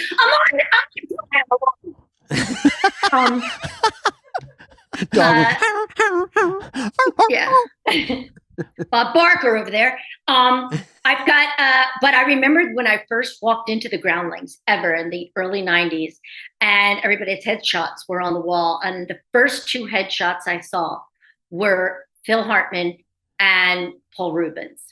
Oh. And what's so funny is that we're doing this for Phil because I've been inundated on my Facebook of pictures of Paul and Phil because I'm going to Paul's funeral on Sunday. But there's been so many photos of them when they first started the Groundlings. And there's a lot of them with Phil and Paul. Mm-hmm. And I'm telling you, they're just so young, and it just... looking at it, like they're all laying all over the floor in someone's dingy apartment, like broke, but having the time of their lives, and I just remember myself being in that position when you just went to people's houses, studio apartments, and you're just fucking around and writing and being creative. And the pictures of them being so young, where it just made my eyes tear up. It was just beautiful. And those two were the first ones that I saw. And then I became friends with Paul when we did Ally McBeal together. And I just, talked to him about Phil being, Captain Carl. Captain Carl, I remember that. Yeah. And how it went from Groundlings to Pee-wee's Playhouse. And then at that time, they were both, at like the height of their success, I would say. Mm-hmm. But like Phil's film noir love for, I feel like he was born in the wrong era, Mm-hmm. Oh yeah. Him and John Lovitz, the two of them. Yes. They could go 40s so easily, Yes. And he was just so solid in every way. I mean, I think it was Jan Hooks who just said that he was the glue to the cast at that time. Sure. Yeah. And Jan was the other glue. My God, Jan was another. Yeah. I mean, she's a sung hero. I'm not going to say unsung because everyone knows if you bring up Jan, it's unreal. It's just. Oh. Yeah. Yeah. I would say Jen and Nora. I mean, they both had, of course, the Sweeney sisters. Sweeney sisters. Attitudes. Nora with Pat. It's Pat, when she had the talk show. That cracked me up. Oh, yeah. But, oh, God, I got to meet Jan, and that was really exciting. But, and then I just was thinking about between all the voices they did on The Simpsons, you had news radio, and then what he did on SNL between like Frankenstein and like Ed McMahon and But the funniest thing that I love that he did was, two things. Was the caveman, unfrozen caveman lawyer. How he thought I'm going to pair a lawyer with a Neanderthal, and it just Jack cracked. Jack Handy, of course. Really? We haven't done this yet on our special show, but would you like to hear a clip from Unfrozen Caveman Lawyer? Yeah, let's like hear it. 30 seconds. All right, Greg, cue that up, and that'll be fun to hear. Stewardess, could you get me another drink? I'm sorry, sir, but the chief steward says you've already had enough. But you don't understand. I need this drink. I'm a caveman and I'm frightened by your strange flying machine. So get me another Dewis and water pronto. We got a lot of clips. But yeah, I hadn't seen that one, him playing the lawyer wasted on an airplane. I mean, he was so like, what's the word? He just was so like sarcastic, and it just cracked me up. And I loved his Ed McMahon. That stupid laugh that he did as Ed McMahon. He was so condescending as the caveman. It like a condescending caveman. Yeah. It's just like, what in the world? Written perfectly and played perfectly. Written perfectly. And but my favorite was how he did Frank Sinatra as such a dick. He was such a dick as Frank Sinatra. It made me laugh so hard. Like, I wanted more sketches with him being Frank Sinatra. So when he hosted the show, SNL, when I was on, I was so excited. And so I was a little shocked because I was pretty excited, and I just thought he was such a pro. And so Molly and I were doing Leg Up with Ann Miller and Debbie Reynolds. Yep. Yeah. And it was like, oh my gosh, we got to do this with him as Frank Sinatra. It was so funny. He was just like that, like just such a dick as Frank. And it just talking down to you as dames or something. Yeah, and broads, dames, and everything. But like, I mean, we held our own. But it was, but it was just so funny. And I remember when we first wrote Leg Up, Lorne called me in his office and he goes, Sherry, what demographic are you going for? Because it was, for people who don't know, it was two song and dance people, obviously famous people from musicals in the 40s and 50s. And I truly didn't, like, I'm just starting television. I'm not even thinking of a demographic. What's my demo of this sketch? Yes. Yeah. And I go, when he said, and he was serious and he waited for me to respond. I went, I don't know. I didn't think about that. Yeah, well, no one knows who Ann Miller and Debbie Reynolds is. And then I go, and I said, well, maybe I think even if they don't know who they are, they still might think it's funny. And then he was just quiet. He just was like, And then we did it. And it was like, it was great. Oh, I think I even told you guys this before, but I think the second time we did it, it was Phil coming on. And I'm like, oh my God, we can have him do Frank Sinatra. And he was so awesome. I mean, just nice, polite. Where'd you see him? So you had to pitch it to him. Is it tricky? Because, you look up to the guy and do you meet him in that Monday meeting or where do you meet him? Yeah. A lot of times I think I was never great in the pitch meetings. I would never try to get a laugh in the pitch meeting. It was already. You'd save it? No, it was just too intimidating. It was scary. Oh. Mm-hmm. I just said what I was going to do and next, Oh, I see. Mm-hmm. Yeah, I never tried to make it funny. I think I might have just said, we're thinking of doing a Leg Up with Phil as Frank Sinatra. Okay, all right, Chris Parnell. Right? Because Lauren goes around the room and he goes, that's it, Sherry? Okay. Chris Parnell. Maybe a Leg Up. Molly, I guess you're in on Leg Up. Anything else? Yeah, it was like, please, next. Get off me, yeah. Get off me. Because the host is staring at you, Lauren's staring at you, and every fucking person in that room is 30 people going, that's it? I didn't even care.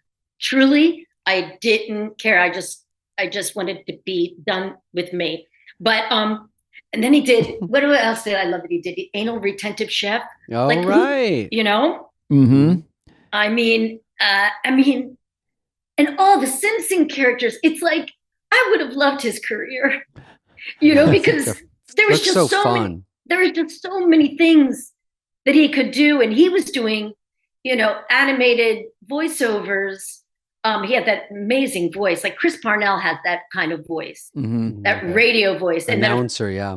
And of course, and then he does news radio. Yeah. You know, I mean, what a varied,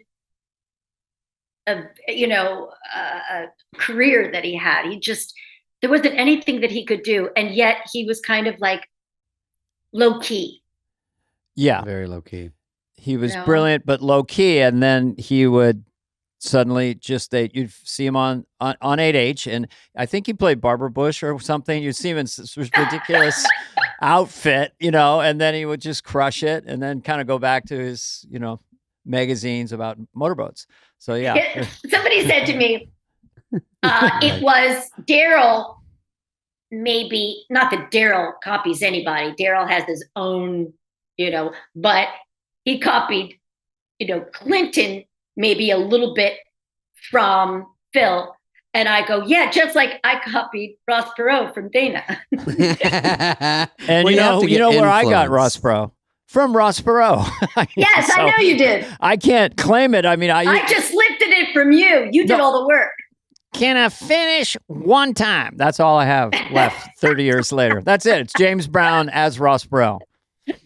Can I finish one time? But you did it great. I thought, you know, I never had any sort of, they can't do it because I did it. I don't even think, even with George Bush Sr., I mean, anybody's available to do an impression of. You can't say. Well, I know, but like to me sometimes, it's what I liked about what you did is you always did a take on somebody. You didn't worry so much about doing them exactly. And when someone does a take on somebody, their own unique take on them, it's funnier to me. Sherry, you're probably a kindred spirit that at some point I am trying to amuse myself within reason. So when I would extenuate some of these people, it just would make me laugh inside that the audience is hearing and accepting that this is what this person is. So, you know, it was like that's what I did with Barbara Walters. I was just kind of like, how can I have a different take on her? You know, and just studying her. And then once the audience accepts it, then you can go off from there. Once the audience buys it, you know? Yeah, I mean, I think Gilda, who was adorable and brilliant, she had her own take, Baba Wawa. But yours is kind of extraordinary because you recently did it on one of those New Year's Eve shows, and it was so out of the blue. I was just clicking around, and there you were. Could you just do 10 seconds of it just for me? Can you just do 1 hour?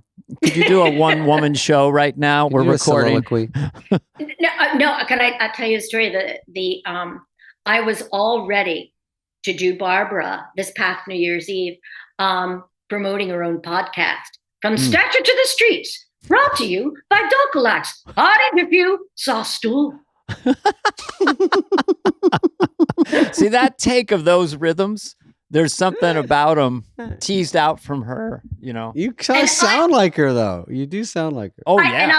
And I'll tell you, I wrote the whole thing, and we had pictures in the back because what she was doing is she was going to have, you know, people from rappers and all that stuff. She was going to have her podcast, and then she was going to compare the rappers to who they were like in her day, you know, like Tekashi 6ix9ine. And I say something about a Spanish rebel was, you know, agreed. Trini Lopez. Okay. Trini Lopez. Like truly, I was, you know, we'll go from Lizzo to Liza, from, I had them all paired up. Yeah. Like who would be the older equivalent. That's a lot of work too. It was, and like I did from Styles, Harry Styles to Sadaka. Yeah. I mean, so I did this whole thing, and I had the pictures up and of the both of them next to whoever I was pairing up with each other. And so I rehearsed it the night before New Year's Eve. I was at CNN, and then I went downstairs to meet my friend for dinner. And I had the wig, the outfit, the whole look. And they said, Sherry, it was really loud in the restaurant. She just passed. And I went, oh, what? And I said, wow. What? Who? Sherry, I'm telling you, it was 5 minutes later. I go down to meet my friend, and Barbara just passed. And I just welled up. Oh, wow. It didn't feel real. Mm-hmm. And I'm like, I was in such shock, that the timing and everything. And I thought I knew that, she was up there and everything, but I just loved being able to, because if she was younger, there wasn't any news medium that she would not have thrown her hat into. And so I could see her doing a podcast. Yeah, of course. You know what I mean? Absolutely. Yeah. She So, was driven. Oh, yeah. I mean, she kept up with,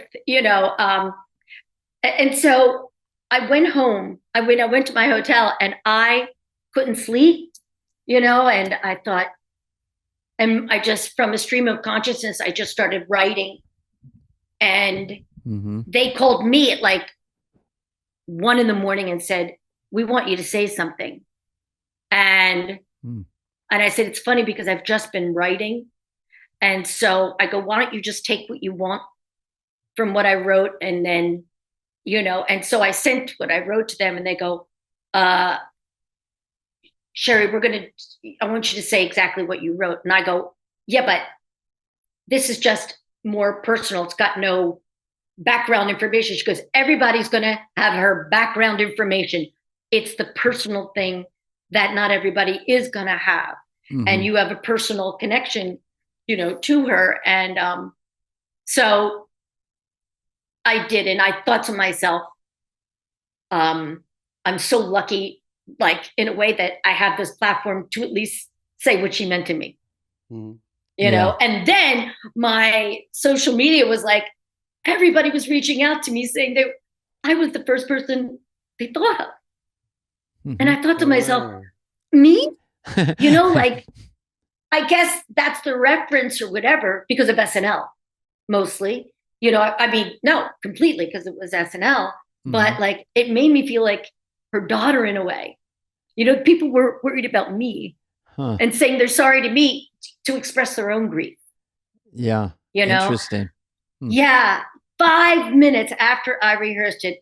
And oh my God, I'm so sad that I never got the chance to do it. But I should have just done the whole thing on your show. Yeah, why didn't you? We just saw a little snippet. And a 1 and a 2 and a 3. No pressure. Sherry Terry with snippets. That's a great story. Wow. I mean, a poignant story.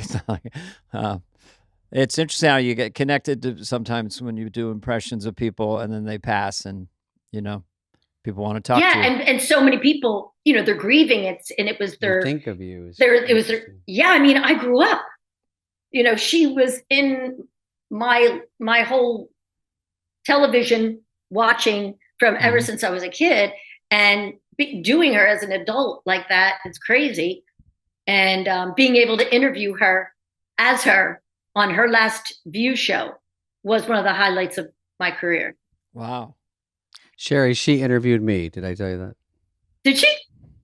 I have a picture of me and her because she did a spinoff show called The 9 Most Uninteresting People of 2006.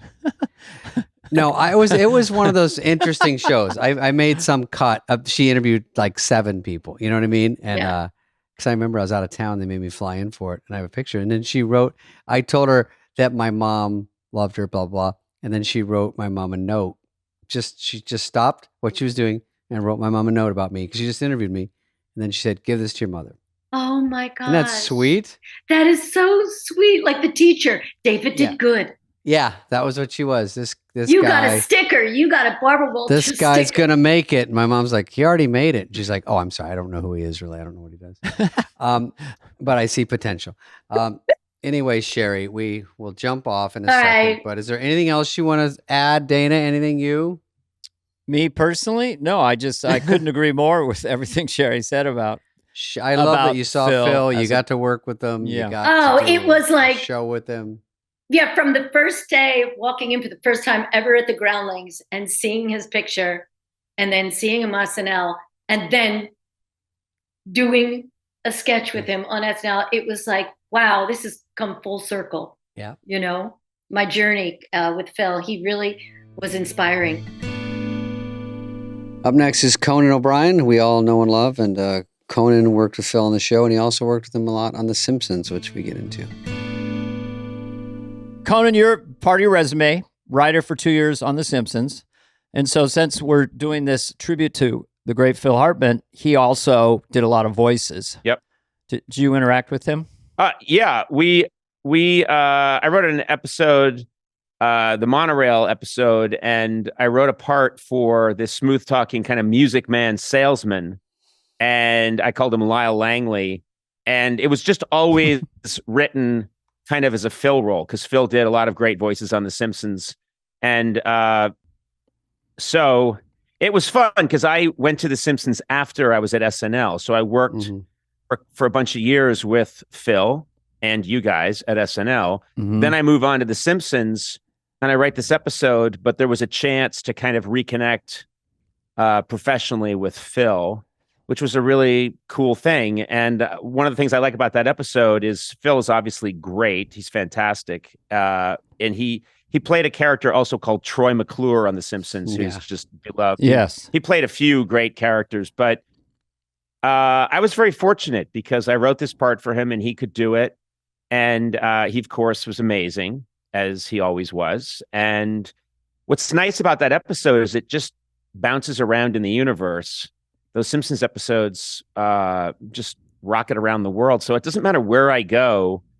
There's all these people that they're like, oh, yeah, I guess you did some stuff in late night. But man, Simpsons, dude, and so it resonates. It really resonates with them. I'm not familiar with that episode. So when you said Music Man, was Phil kind of talk singing as well? Yes. There's a part where basically as the Music Man tried to sell, the episode starts out as kind of a Music Man parody.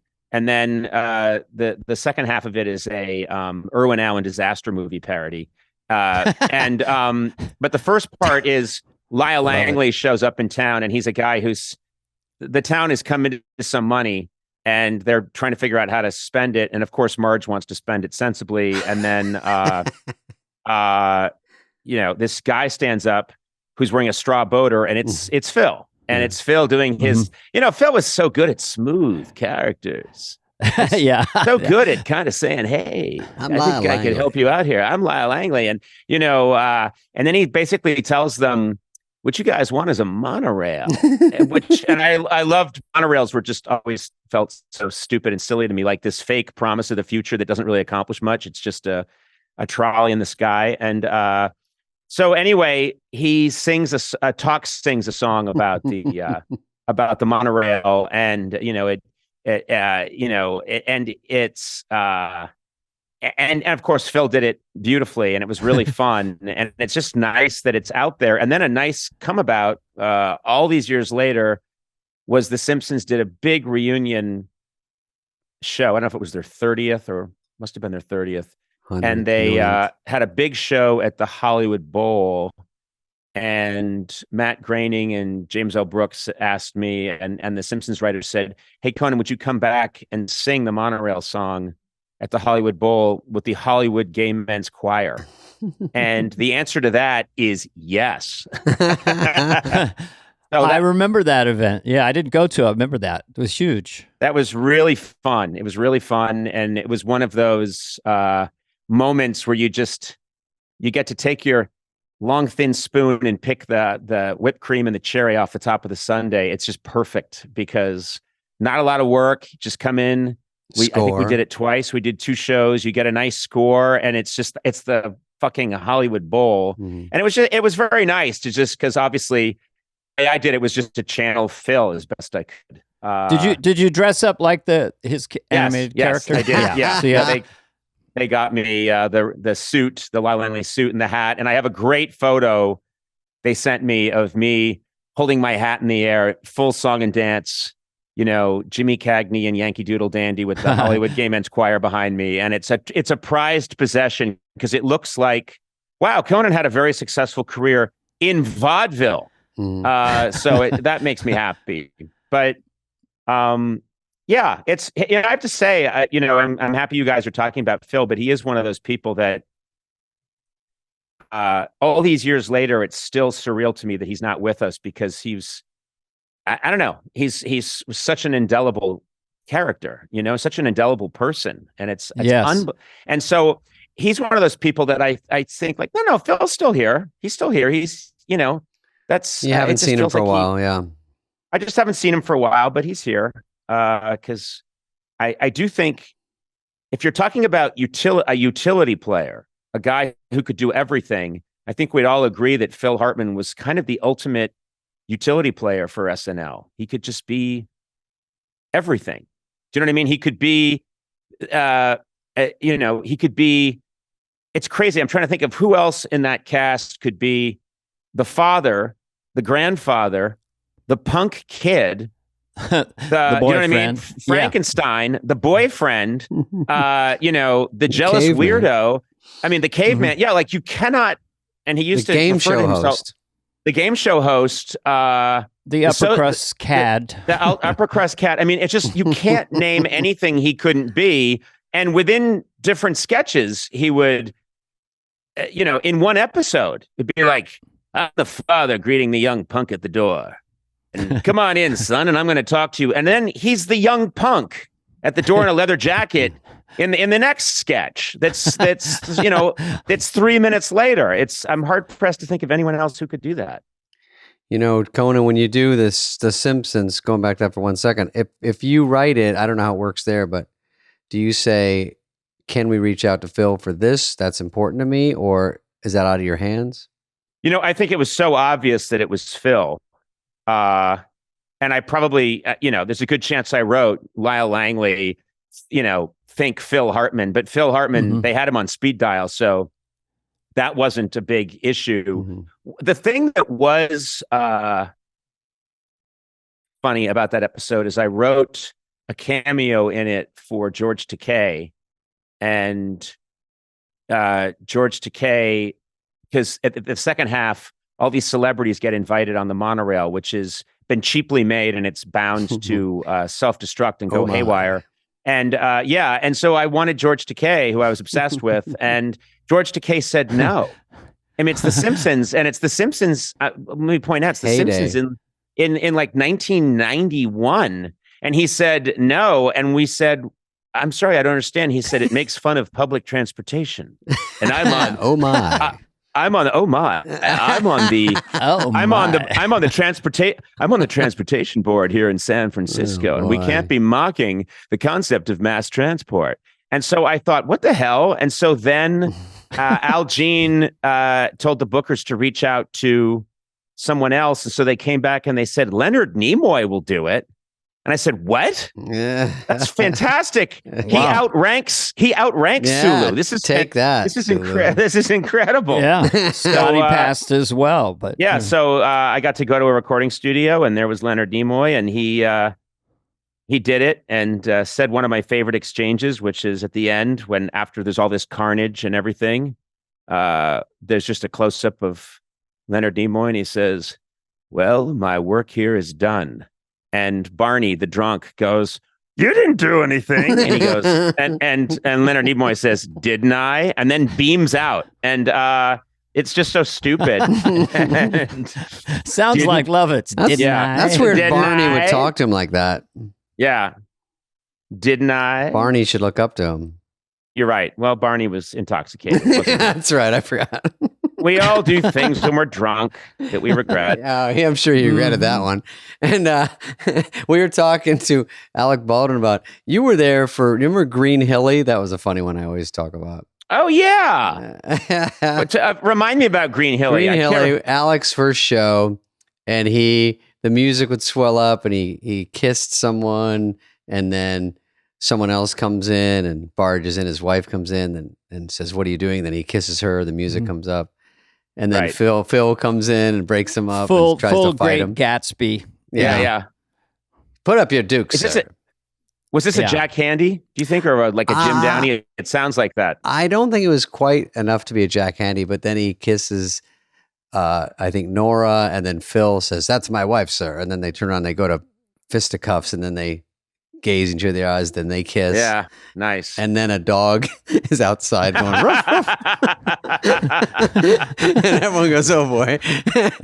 And he kisses the dog, but really goes for it. No, that's actually Alec, but Phil and Alec remembered that one. And it is funny. There was one, do you remember? I don't think I was there. I don't think you were, Conan.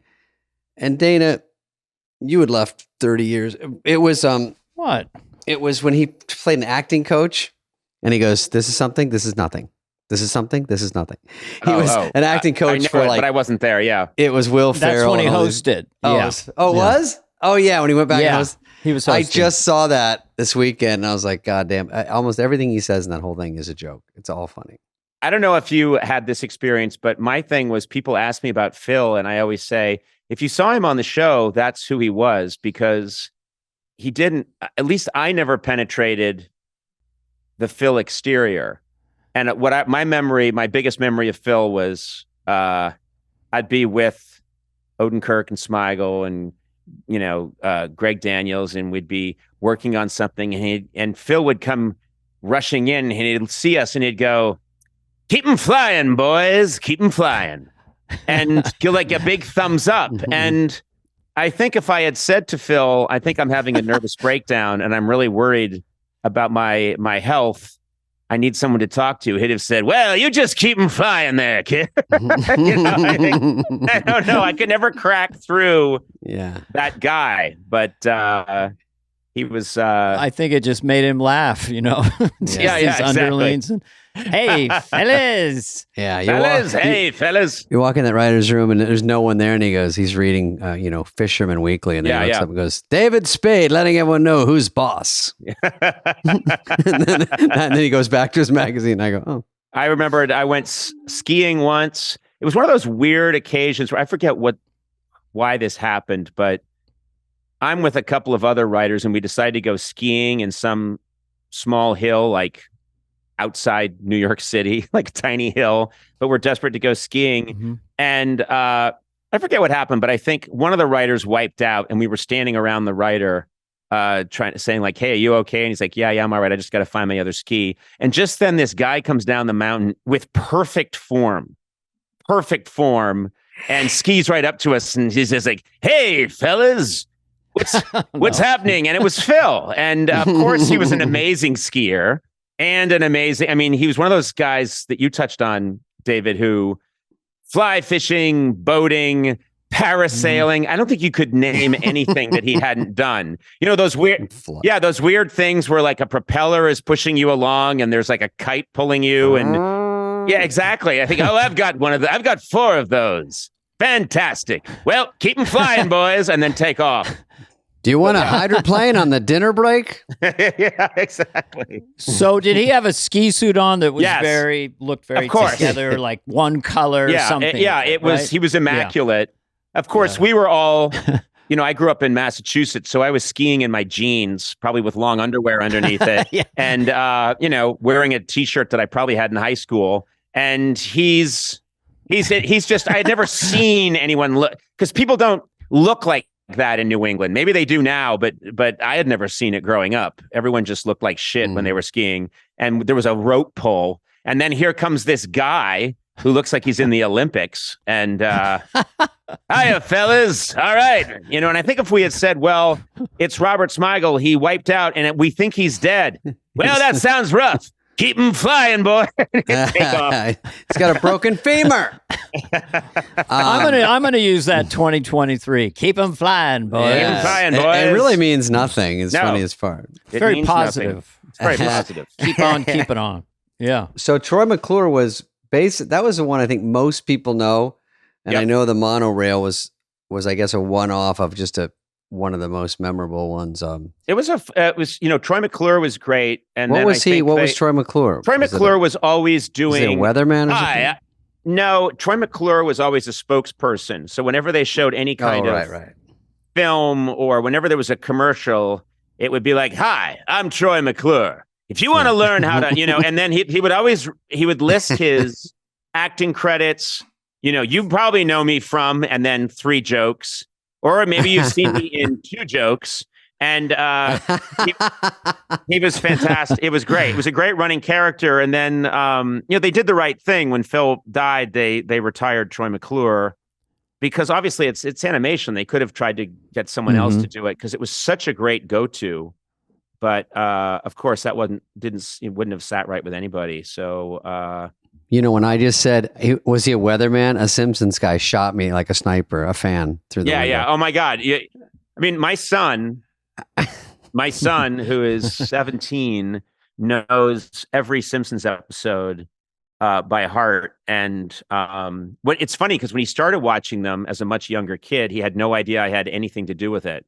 And then he was working his way through the episodes, and then he got to mine, and I saw just for the first time a half glimmer of respect from my son, which quickly disappeared. But anyway, the important thing is that he knows all the episodes and loves Troy McClure and knows all of those. He's not the kind of guy that memorizes, but he just absolutely loves Troy McClure and is very happy when he shows up in a Simpsons episode and loves that joke rhythm because it was always, "Hi, I'm Troy McClure. You probably know me from," and then it was just hilarious joke bucket. It's always fun to say hi and then your name. Yes, yeah, exactly. Set the table immediately and get to the jokes. Yeah.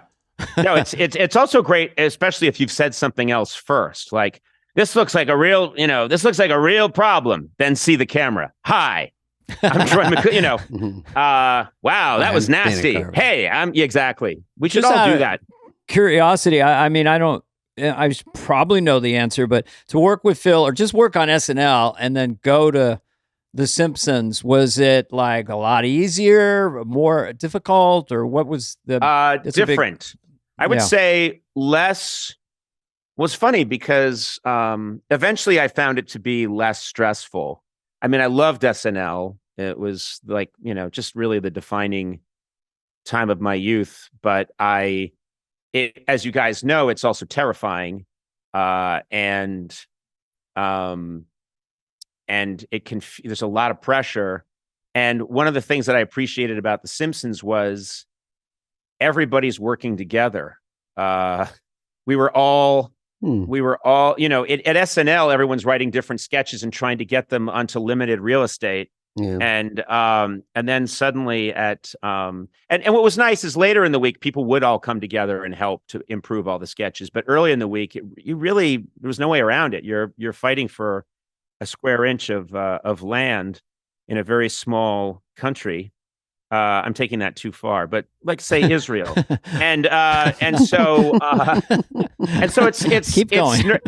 And let's just say you want to be near the sea, but that's the West Bank. No, but so what gets tricky is that that can get there. Sometimes you can feel other people's elbows, and I'm sure I threw a few elbows too. And what happens when you go to a show that's putting out 20 episodes a year?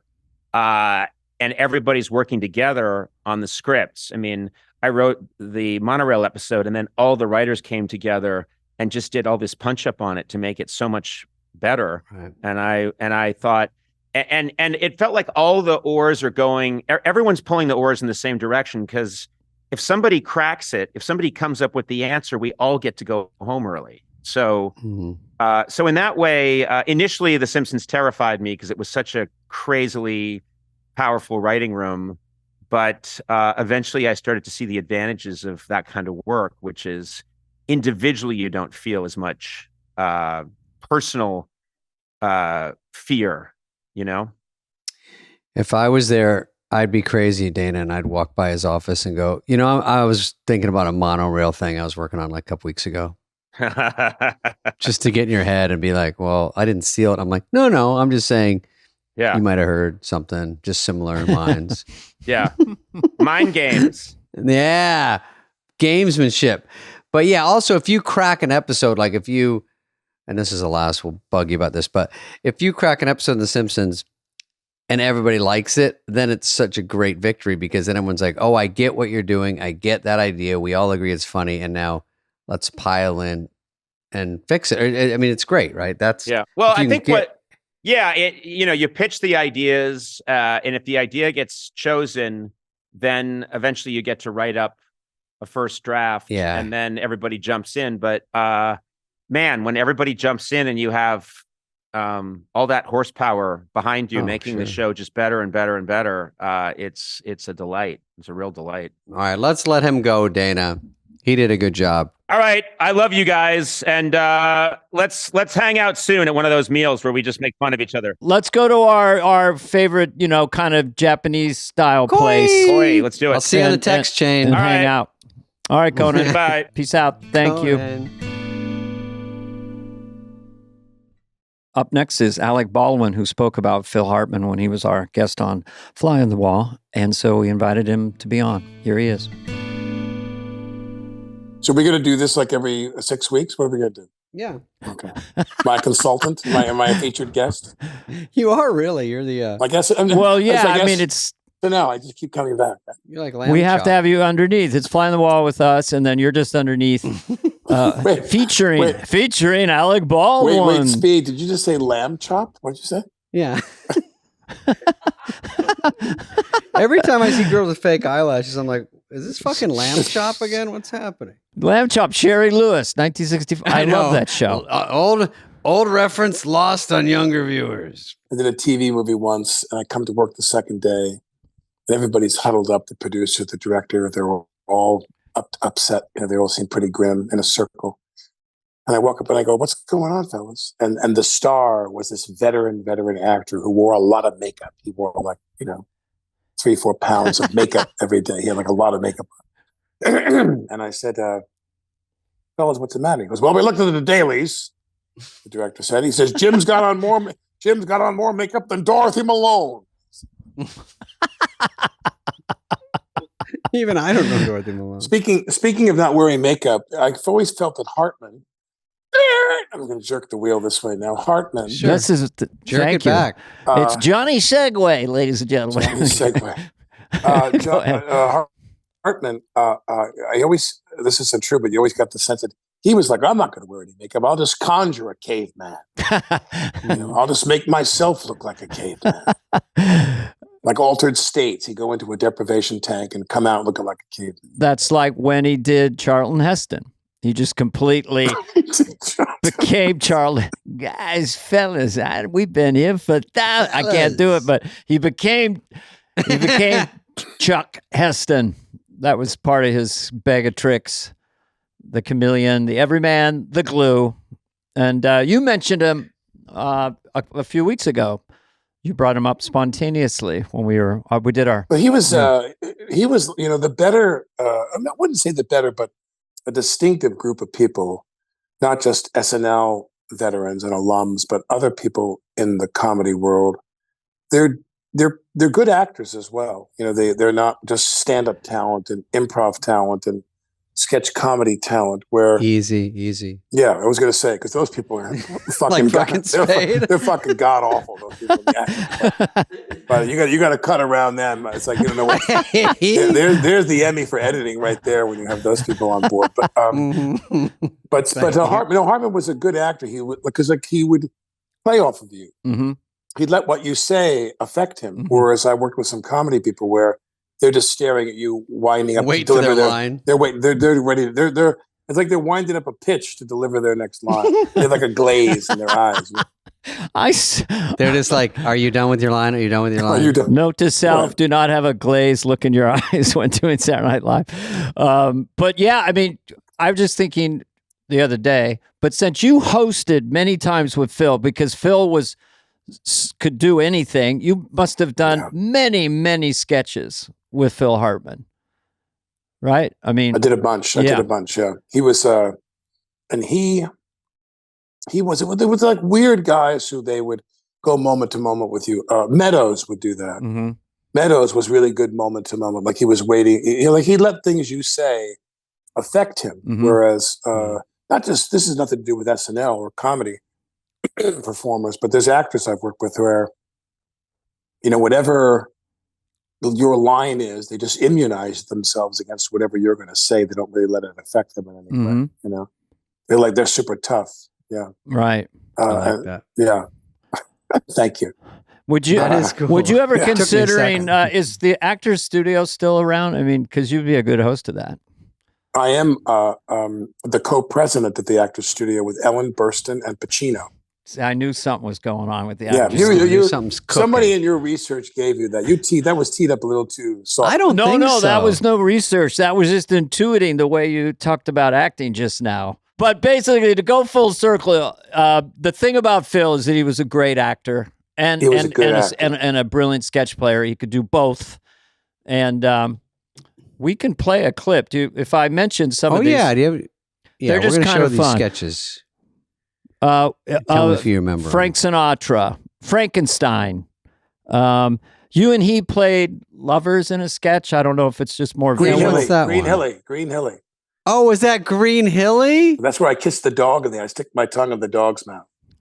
Alec, didn't you get an Emmy for that show? I got an Emmy for for that sketch. on my Emmy it says for Green Hilly. No. Well, I remember I would use Green Hilly as a reference because that was my third show. I think I've told you this, but I was new and you came in and just fucking cleaned the clock. Every sketch was pretty funny in that show. And I didn't know how good I had it because some hosts come in and, shows are uneven, but that one, it was Green Hilly and the music comes up and then you kiss somebody, then you kiss, and the music comes up and then you kiss someone else. You also did the soap opera that couldn't say the words right. Yes, you have Canker of the East of Vegas. Yeah, exactly. We've said Canker for 3 years. Canker. Should we look at Green Hilly? I think we have it. Do you have the clip from Green Hilly? Just as I thought. It's not what it seems. Prepare to defend yourself, Mr. Cherrywood, if that's your real name. Oh, help! Someone, please help! Nora's great. Here's the music.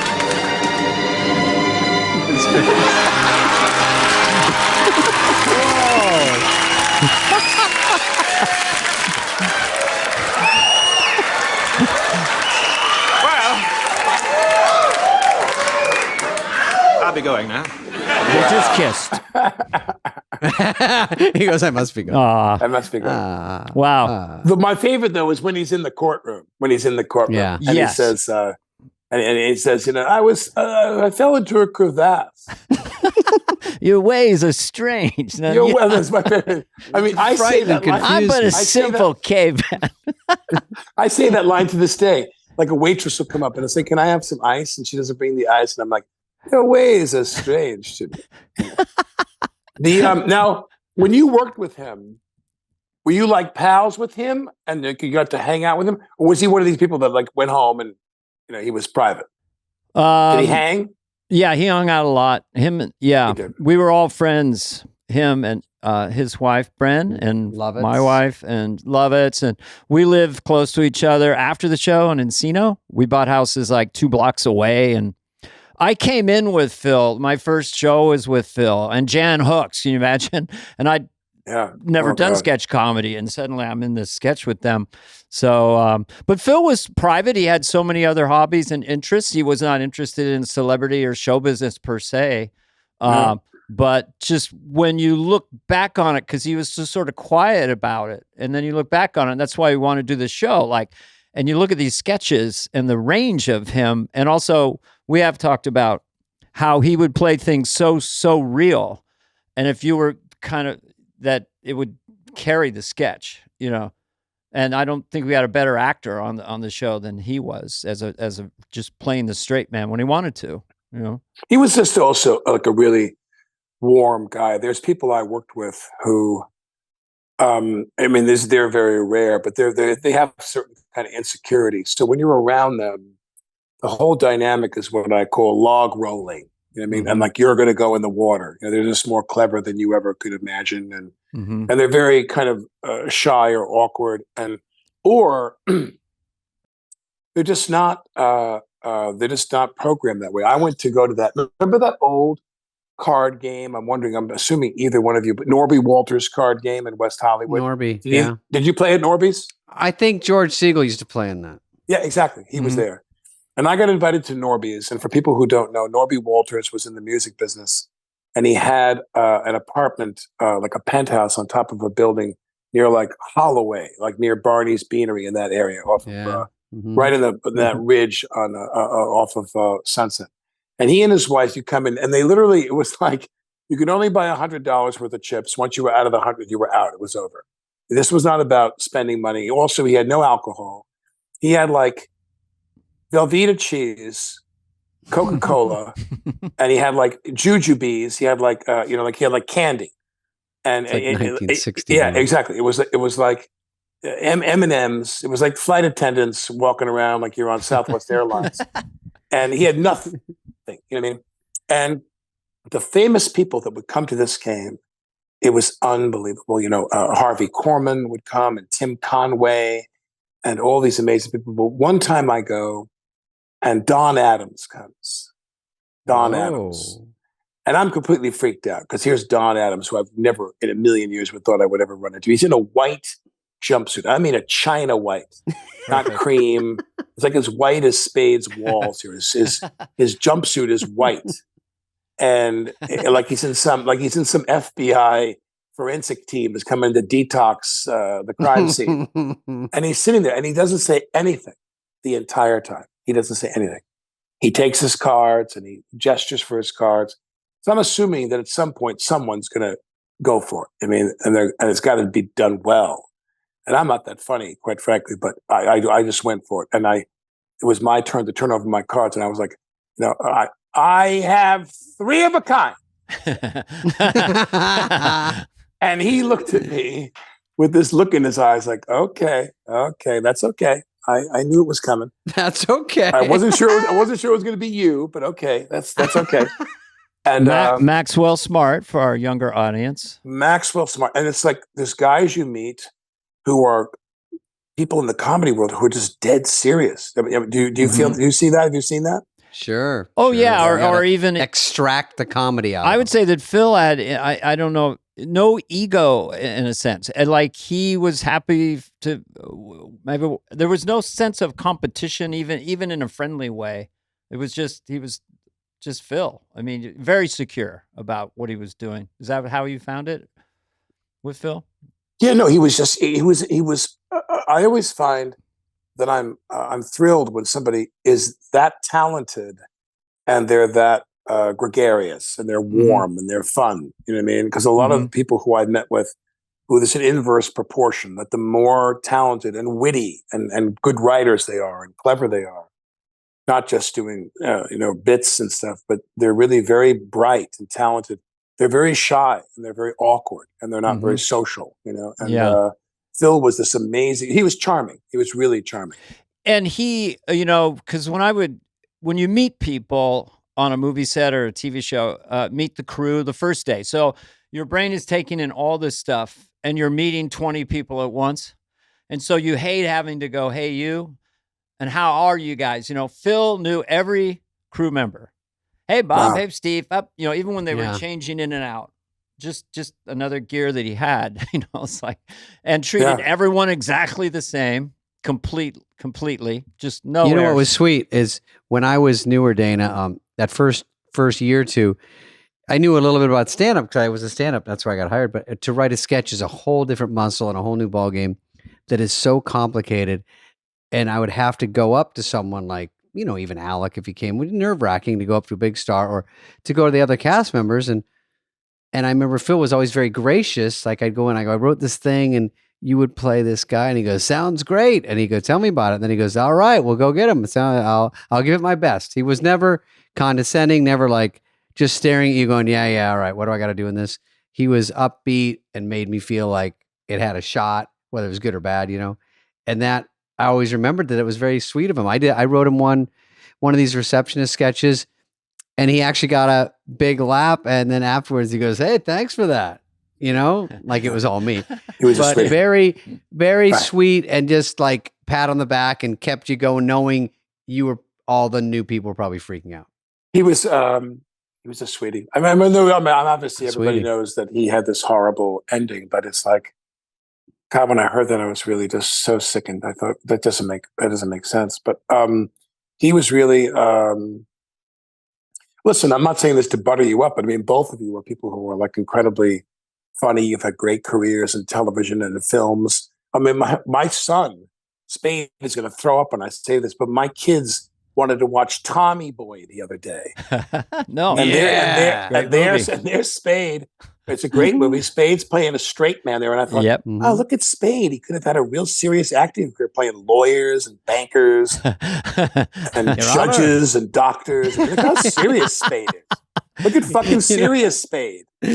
No, serious Spade. The thing about Tommy Boy, which I love, is only one person could play Farley's part, but a couple of people could have played my part. You just really had to feed the guy, and so I was lucky to be in that one. But I love that your kids have seen it, because you always wonder how these things hold up. You just go, well, it's still pretty funny because it's still goofy, lovable Farley, and there was something pretty magnetic there. Oh, definitely. It's got to still hold up. Anyway, I got to run and go. I got to go run and get my dinner. You gave us plenty of time. More. Hour 10 more. Thank you. Okay, thank you, Alec. Thanks for doing this. Up next, Robert Smigel, one of the all-star great writers from Saturday Night Live and many other things, who wrote for Phil, who worked on the Sinatra Group, the million other sketches with Phil. And here he is chirping in. We're here with the great Robert Smigel, a friend of the podcast, who's graciously a friend of the podcast. So means when we ask for favors, he comes on.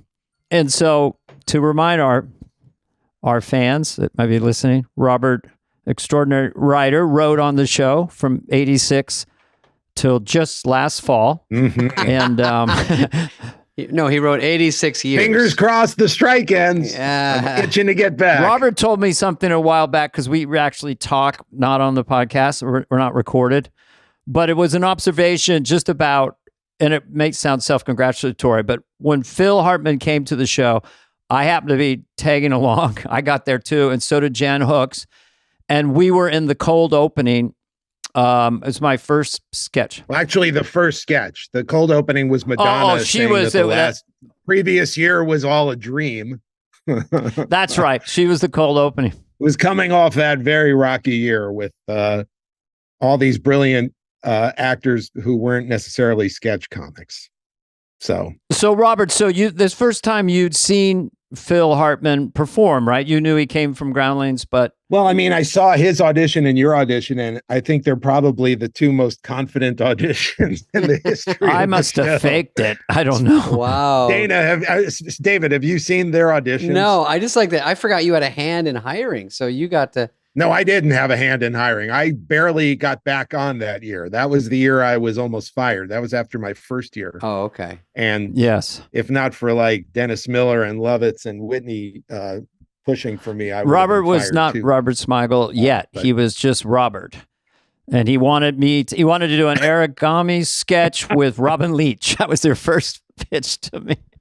I think that so. Right? It was a really funny idea. I don't remember. But so I'm just interested. So it's your second season. You see Phil Hartman comes in, and Phil and Dana and Jan and Kevin and Victoria, but you and Phil and Jan were like the three sketch comedy pros that we never had before. Even though I'd never done sketch comedy.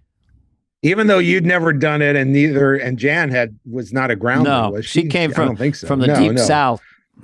From the with Bonnie and Terry. but you guys were just so expert like you did the first sketch of the show after the monologue, which was called Game Show Psychic. And it was as if we were suddenly in a different show. Jim Downey said, the audience feels safe, was the way he put it. Yeah. Like they just know that the sketches are in the hands of people who know exactly what they're doing. And it was your first show. All at ease for being nervous. It's kind of, I'm sure you were faking it on some level, Dana. And I know God knows Jan was, barely wanted to get on stage that night. But when we were out there with those two, which I happened to after that with Church Chat, they came on and did these brilliant things, and Phil did Jimmy Swaggart. Yes. But I think I was probably coming off them. Like Jan was a laugh button with her character, and Phil was just so in the pocket as the game show host. So you sort of ride the wave of the people you're with, but Yes. So Phil was always in the pocket. I mean, that was the thing about him, is that he just became the characters. Like, he just had that approach where he just approached everything as like almost the way a serious actor would approach the role, Mm-hmm. And so, like, you came from stand up and you brought this entirely different, amazing thing to the show where like the audience is kind of with you, like they can feel you underneath every impression you do, having a good time and including them. And Phil was more like, just they just thought he was that guy. He was just that guy, whoever he played. And it's so funny the way he had this incredible range I mean, like you could do a million voices but you were always kind of light. You know what I mean, Dana? I have no idea what you're talking about. Dana just left. I do think that for me, there's still, I had a stand-up thing where you had to kill to keep the job. Spade would come in, he'd crush, I'd have to top him. And so then... But there was always like the playful light energy. Yeah, because I knew in stand-up in these rowdy bars at midnight that you had to win them over and make them really happy. And so, at least the way I did it. But and Phil and I were a great combo, along with Kevin. Everyone had a different, we did have a nice assortment pack when we came in with Phil. Yes. But Phil would like just throw himself into every role, and he would play incredibly cheerful, superficial, hello, fellas type of guys. Yeah. Like, like Peter Graves is one of my favorite sketches in all those years at SNL that I was at. That's still one of my favorite sketches. What was the take on that? And Phil wrote it. But the Discover sketch where you remember Peter I remember Graves, that. Yeah. He was, for anybody who's over 60 like me. Peter Graves hosted a show called Discover on PBS. And then Phil did it. And Phil played this cheerful kind of robotically clueless Peter Graves, and he wrote them himself, and it was very deadpan, and it was, but then he could turn on a dime and play like the Mace character. The I'm a bad apple rotten to the core. The crazy convict running from the police. Yeah. Like he could be really scary. If he had been able to have a long movie career, I'm sure he would have played just dark heavy roles just as well as he would have played funny roles. Yeah, Alec Baldwin observed that too, that he was like just a really good actor.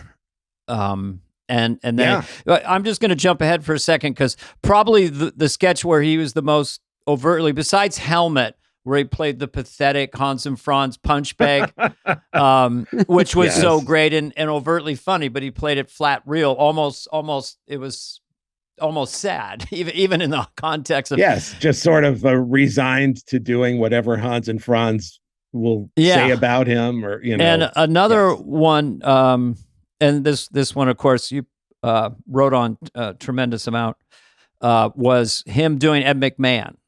Was like the most overt comic character, even though he was playing it real. It was just such a great take on it. So talk to Ed. Yeah, his Ed, that was actually closer to a caricature than almost anything. That's what I thought. It was the most overtly funny thing he's ever did. Because he only had like 3 words to say in the whole sketch. Yes, you are correct, sir. I mean, he just so I think he had so little to work with on one level that he permitted himself to play a little bit. A little funny. Yeah. And it was actually a funny role reversal because your Johnny Carson was probably as in the pocket as you've ever been in terms of like a straight man. In terms of sticking to the, integrity of Johnny Carson's delivery. That I couldn't agree more. That was the first time I was in a character. I wasn't trying to get laughs, and I knew it was so funny how sincere and earnest Johnny was in that role when he was a talk show. Those you don't know and you're listening to, and then I would set it up kind of real and straight, and maybe the nerds at home would be laughing at that, and then he would release all the comic tension in the sketch. Yeah. So it was a wonderful any energy. He was like in Spade's famous, one of my favorite Spade sketches was the receptionist where he came in as Jesus Christ and he couldn't get past the receptionist and you are, and Phil was just so perfectly placid and sincere and calm. And then like I said, on a dime, he could be incredibly dark. One of the most successful sketches I ever wrote for Phil, and I wrote, I mean like other writers helped me, Downey, Frankenmeyer, but it was the Reagan sketch where he was the Reagan mastermind behind the scenes, which was a parody of the way everybody else was playing Reagan as the senile doddering thing. It just felt so easy that I thought it'd be funny and it was just a perfect use of Phil, it turned out, because he had that range where he played charming, doddering Reagan at the beginning of the sketch, and then he gets really dark and serious running the show. Yeah, speaking foreign languages and all that stuff he could do. Dialects. just rattling off all this information. You were Jimmy Stewart, and then he had to play a different energy where he's trying to like get you out of the room. Yeah. Right? Yeah. He's like, and Jimmy was a perfect foil for that because he was so slow and so, taking his time. Slow and completely clueless. Yeah. And Reagan's just like, yes, well, Jimmy, I think I just have some things to do and that kind of thing. And then he finally snaps on you. And then Stewart gets mad at him, doesn't he? Yeah. Why? I think so. Yeah. Because he says, Jimmy, don't make me have to kill you. I think he says it. Yeah. Don't make me have to kill you. You've changed, Dutch. You've changed. I'm leaving. Yeah.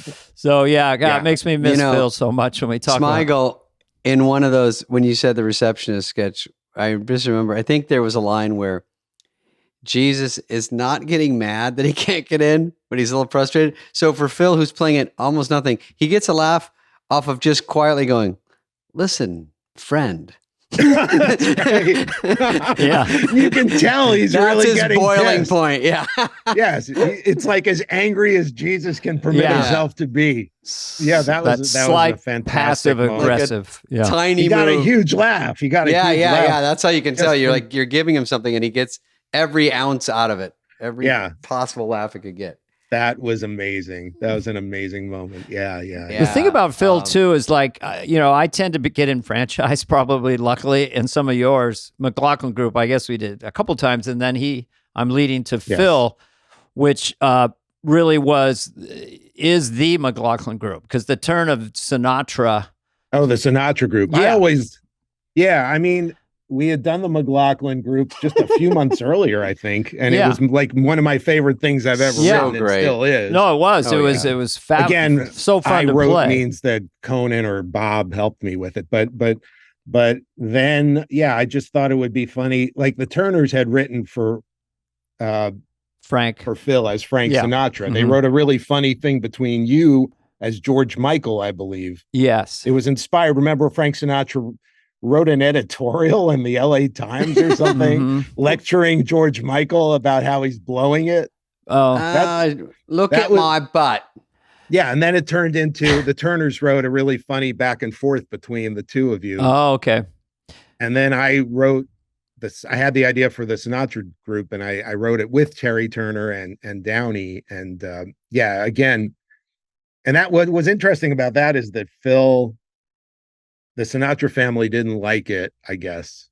Oh, well, what was the classic line? I got chunks of guys bigger. I got chunks of guys like you in my stool. Yeah. When he's threatening Billy Idol. Billy Idol. Everyone was funny. Sting as Billy Idol. Was it Jan Hooks as Sinead? Yeah. And as Sinead. Yeah. And who was the other one? Steve and Edie were Mike Myers and Victoria. Oh, yeah. And Chris Rock was Luther Campbell. And, and Frank Sinatra just kept saying, I can't understand the word. Can't understand Pops and whistles. Yeah, it's all pops and buzzes from here. Yeah, right. Yeah, with an occasional clicking sound. Yeah. Man. Yeah, but my God, yeah, he just he was just like a freight train in that scene. Oh my God. Yeah. But then he could just go from that to, and have you had on like Jack Handy? Because he wrote so many great things for film. We've talked a lot about Unfrozen Caveman Lawyer, which is fun to talk about. And of course, that's quintessential Jack Handy. It's quintessential Phil too. It's that Phil. supercilious kind of I'm but a caveman. Your ways confuse me. Yeah. Oh my God. No one else could have played that part. Honestly. Like in the whole world, I don't think anyone else could have been as funny. No, that is kind of one of his frequencies. That kind of guy, that tone. It's not quite Charles Heston. But he's a little higher. Yeah. That phony, kind of like fake friendly phony guy. He did it, where he was really funny in, which is one of the funniest, insanely stupid movies ever, is Jingle All the Way, the Schwarzenegger movie. Sinbad? Have you seen? Yeah. Well, no. Have you seen Phil? Phil is so funny in that. He just plays sort of a creepy, phony neighbor. But Unfrozen Caveman Lawyer and also The Simpsons. He plays that a lot. Oh, Troy McClure. Yeah. Well, that was like one of his when he auditioned or when he did a comedy album before he was on Saturday Night Live. What was it called? Flat TV, and he had a few kind of characters like that there too, like spokesman. He loved playing the phony kind of spokesman. He had fake commercials in there. His brother once approached me. We were going to try to animate his comedy album, but never got that done. We were gonna. It's another thing I'm never gonna do. Oh, the two Sammys. Oh boy, don't get me started. We didn't know what we were doing. But enough about that. But yeah. He and then he could step in and just grab an impression and make it work, like Andy Griffith. I was just thinking about. Do you remember that one, Dana, where it was like Corbin Burnson with Corbin Burnson show? I remember that one. Yeah, I remember Conan, I think, or Greg Daniels had they must have had the idea. It was about people who play lawyers on TV, all representing some guy, but they're just actors and they're incapable of doing anything but carrying the gravitas of being a lawyer without knowing anything. And then Phil had like a cameo as Andy Griffith, and it's just unbelievably funny for like literally 15 seconds. It was the Andy Griffith of the Ritz cracker era. That Andy Griffith. Good cracker. Yeah. Oh, good cracker. Good crackers. But yeah, oh my God. He did. I remember a Clinton one. Remember the Clinton one where he's walking? God. He's walking around. He's kind of fat, and he's in McDonald's, and it's me. Yes, Farley. McDonald's. It's really everybody. It was maybe that's the classic Clinton sketch where he keeps taking food from everybody as he's interviewing, as he's glad handing everybody. That was Franken and Dave Mandel wrote that, but it was that was the peak of his Clinton. But I remember the first time he did Clinton, the audience went insane. It was like he was again, because he could capture that kind of fake smarmy phony quality. Yeah, like I remember like kind of stuff. He was like the last guy in a debate sketch, and he came on as Clinton, and the audience just lit up right away.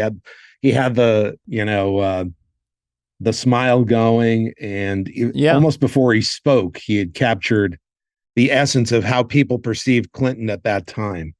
He also played Donald Trump People forget. He was like the first guy who played Donald Trump. He did it on your church chat, I remember. He did it numerous times. His Jimmy Swaggart was really funny because it was the story of the week. And Jimmy Swaggart, he played a lot. Yeah, go ahead. No, he played a lot of evangelists. Well, the year of church chat, just a character I had, whatever. Rosie Schuster and she came up with, let's put it in a talk show. But and then all these religious scandals. Jim Baker. Yeah, Jim Baker and Jimmy Swaggart. And Jimmy Swaggart. And he played Saddam Hussein on there, which was John Goodman dressed as the church lady. So there were two of us, and then we beat the hell out of him. It was like a 5-minute fight scene with karate. But he played it so real and so straight. Was this during the Iraq War? Must have been like the first one, or even the beginning of it. Yeah, I think so. Yeah. Wow. And we talked about how he could make his eyes go dead when he was playing sort of a villain, like Alec Guinness. Is that the actor? Right. Oh yeah. Just Phil could make his eyes go dead, which was fascinating to watch. But there's so many one-off sketches because you tend to remember franchises, like Coffee Talk or whatever, Wayne's World. And then Phil had so many one-off sketches with one he was hosting, and it was an acting teacher. This is something, this is nothing. This is when he hosted. Yeah. Yes.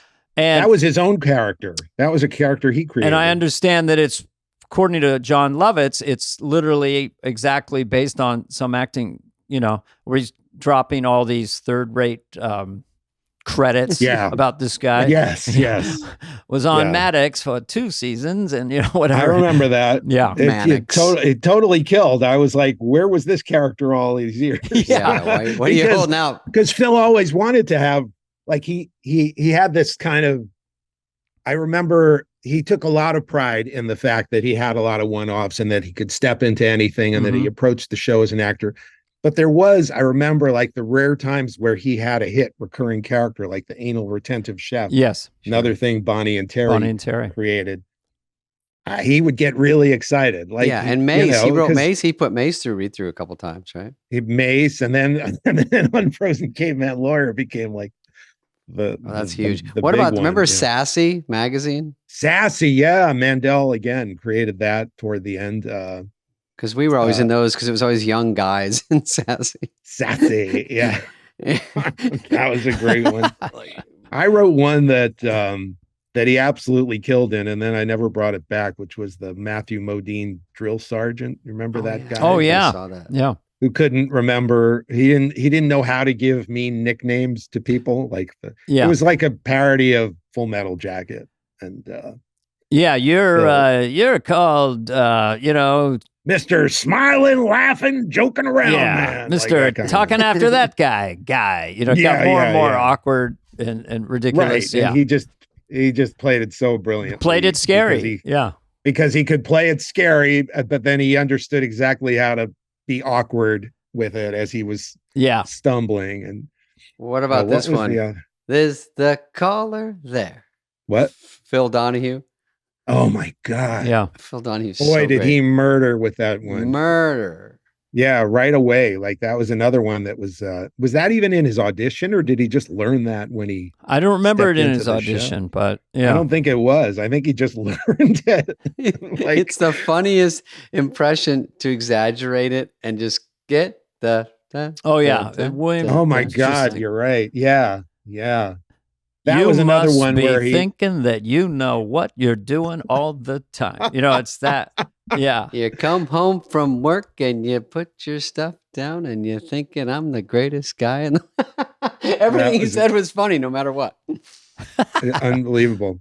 And yet he would never then I remember the one time, did he ever break more than once? More than Frankenstein? Frankenstein? That's the only time I remember anyone breaking. We were terrified of breaking. That's true. You guys weren't allowed to break back then. No, we weren't. The fear of being fired. But Phil did break. It wasn't the ending like it is on some. It's insurance now. It's an insurance policy now. Then we break and go to commercial. Imagine Lauren reading that in the stage direction. Someone should put that in. Horatio breaks. Time for a break. Cut to G.E. Smith. Rachel suppresses a laugh. Jimmy can't stop giggling. Go to camera 2. Yeah. Oh man, we're just like calling out these hits, but it's fun. Totally. Spade, how did you ever feel like? Did you ever have moments with Phil where you got to know him that well?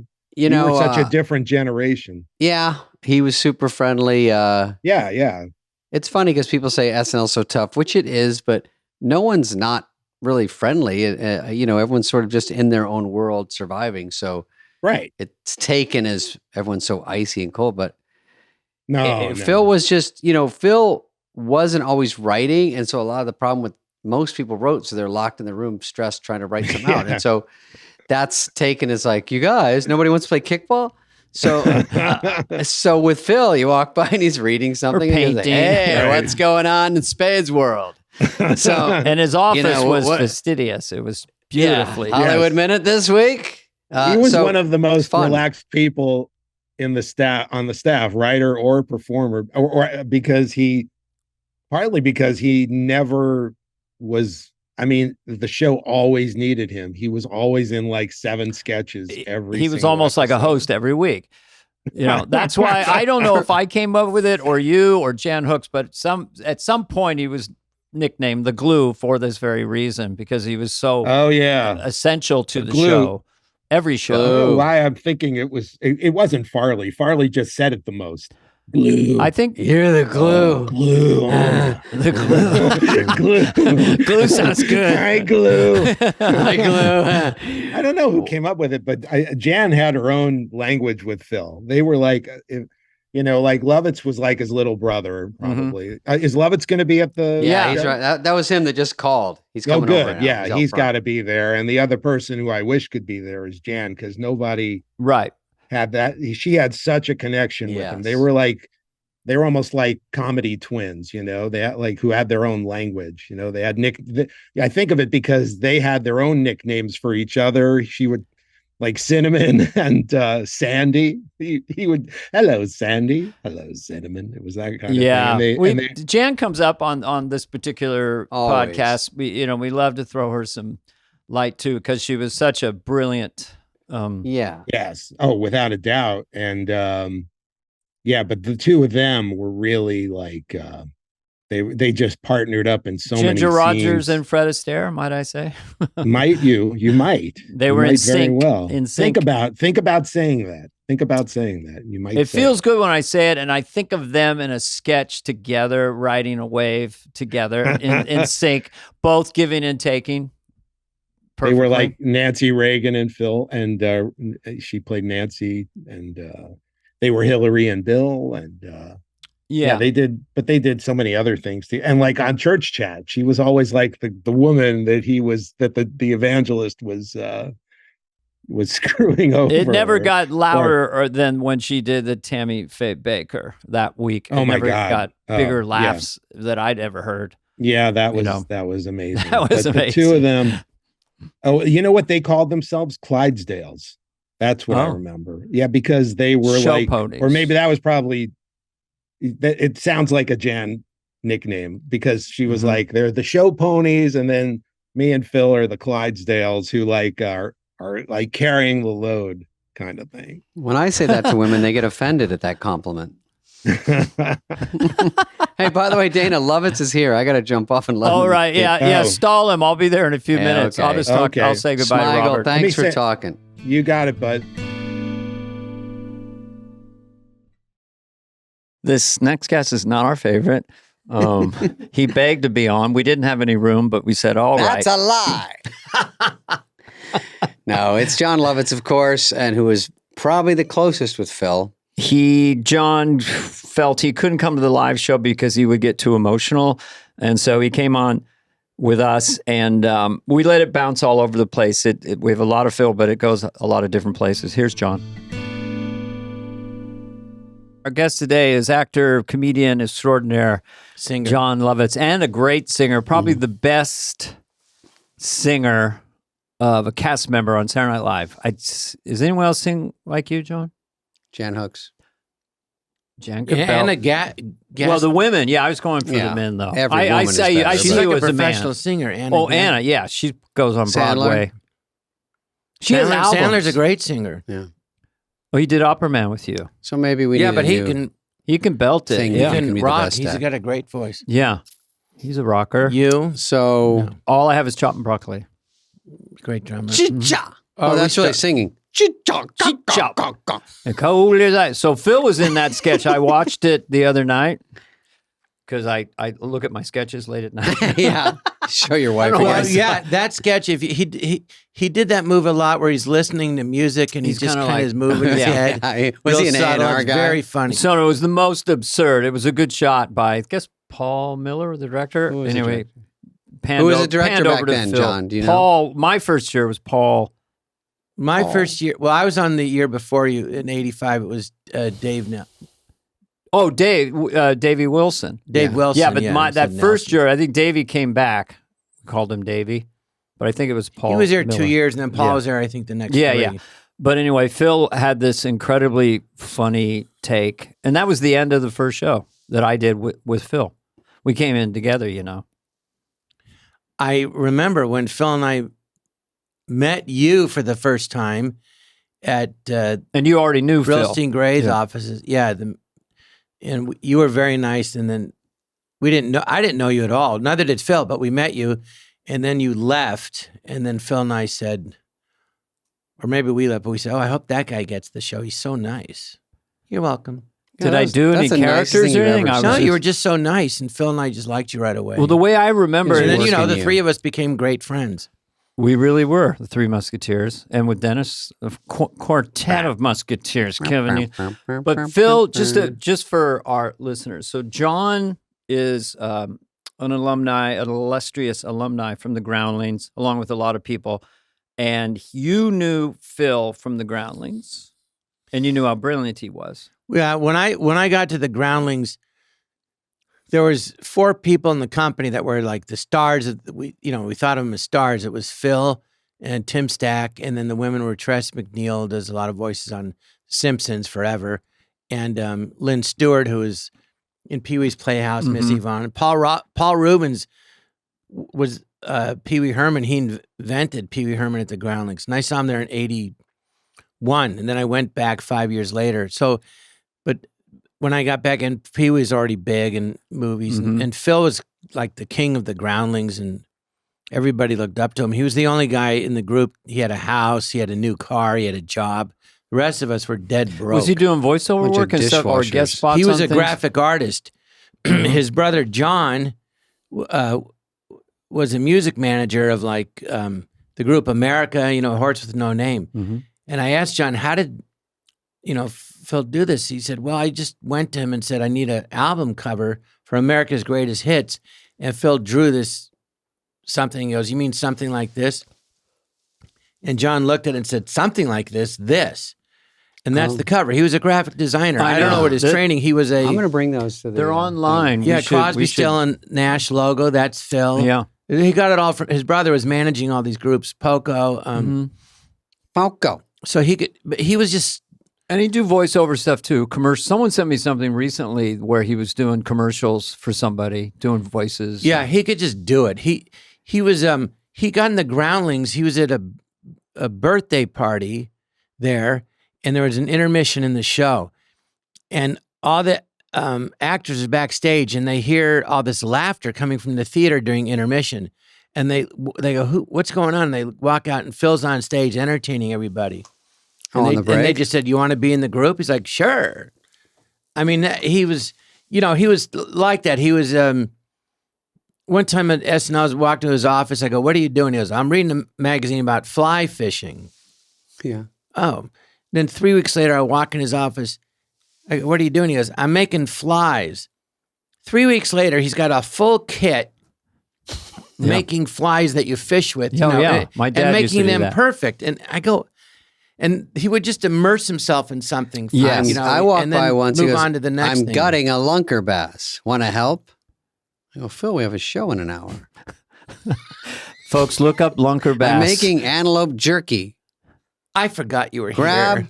A machete. He would skin a bear he would skin a bear in the mountains and make coats out of it with little kind of John, pebbly are you a medium? buttons. If he wanted, he could do that. No, I know. He was became a amazing like pilot. I flew with him a lot to. Then he bought a plane. Then I flew with him to Catalina a couple of times. And one time I did. One time I flew with him. I forget where, but anyway, he became whatever he was doing. So when we got in this plane, he starts talking to the tower on the radio, and he sounded like a pilot from United Airlines. Yeah, his whole demeanor changed. Yeah. It wasn't just it wasn't Phil talking to you. It was the pilot. This is Niner. This is right. Yeah, just like This is American too. And when he got on his boat, he was like Mr. It just disappeared. He got meticulous into his boat stuff. He was surfing in his 20s. So if you talked to him about surfing, he'd say, oh yeah, man, that's good, all right. He became the character.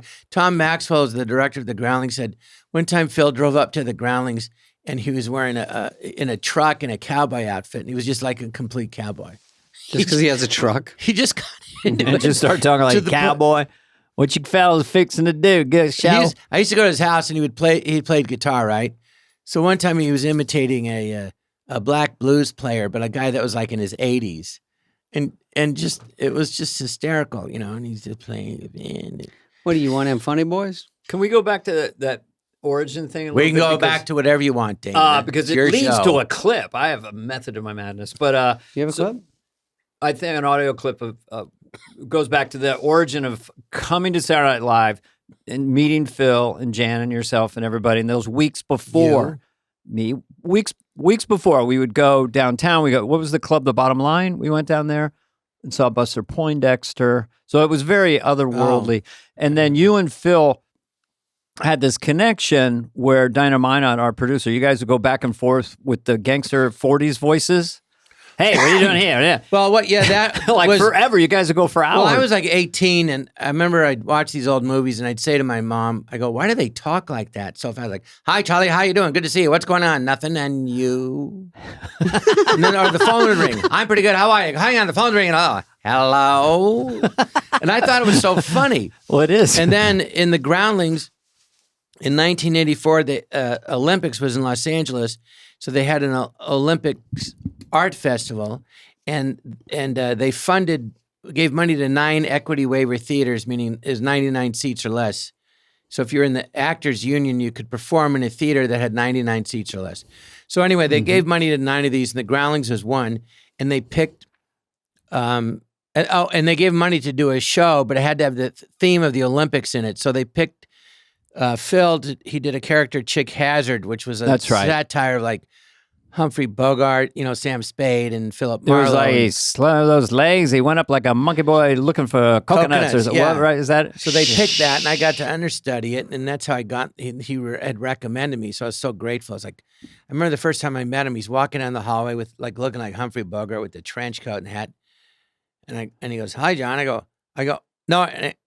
I saw him. I go, hey, Phil, I'm John Lovett. He goes, yeah, John, I know who you are.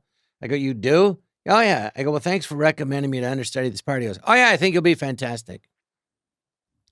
And he was such a big star there. In my head, I remember thinking, oh, my God, Phil Hartman spoke to me.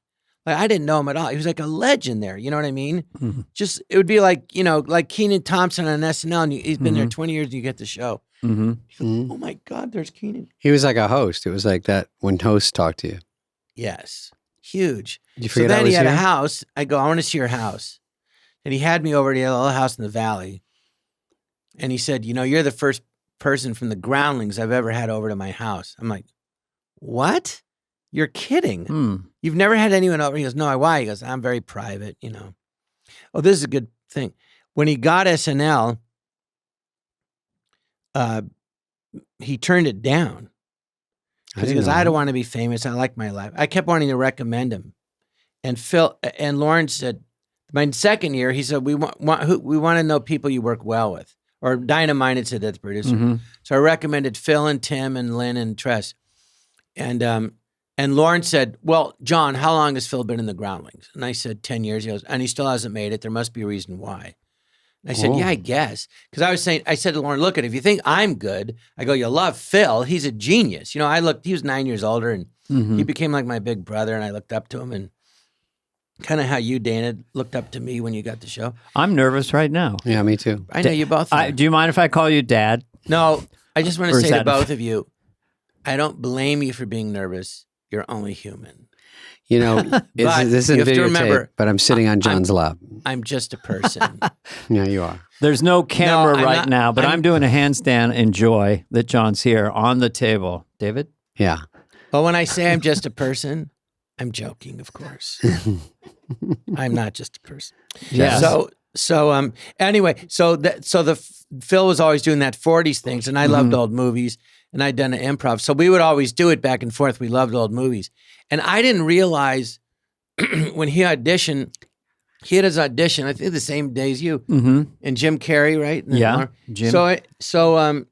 And the siren went off in the middle of your audition, I know. and Jim Carrey, some guy was jumping off a building at NBC in Burbank. But anyway, if you watch our audition, at one point Lauren goes, "John, go up there." And Phil and I started doing those lines, and I didn't realize how much of them ended up in the sketch. So about 3 years later, so I said, "Phil, we're always doing the 40s things. Let's write a sketch." So I had the idea that I was the head of a studio, and he was a movie star playing Kinda a washed World up or War II whatever. Yeah. pilot. Yeah. And now the war's over, but he's just gone crazy. He's gone carried away with his part, and I have to fire him. But then we wrote the sketch together, and So let's hear that now, because that was, you guys did it on one Oh, of you the have first it? show, or maybe the first few shows. Let's look I don't know. We were in there about 3 years or 4 years. And I By the said, time you did I this? said, yeah. I said, I go, we're always doing it. Let's write a sketch of it. So we wrote it. Okay. And Phil, by the way, Phil, he said to me, he goes, this was his favorite sketch of any sketch that he did. Well, you guys were in such sync. Let's you're take a 80 listen. now, Let's take a so listen. this we learned would our be- lines. We have made too many of these war movies. Maybe I should take a rest, huh, Harry? Well, I'm glad you brought that up, Johnny. I think you should take a rest, too. A permanent one. What do you mean? I'm letting you go. You mean? Yes, your contract isn't being renewed. But Harry, You're finished, Johnny. Don't mince words! I think you stink.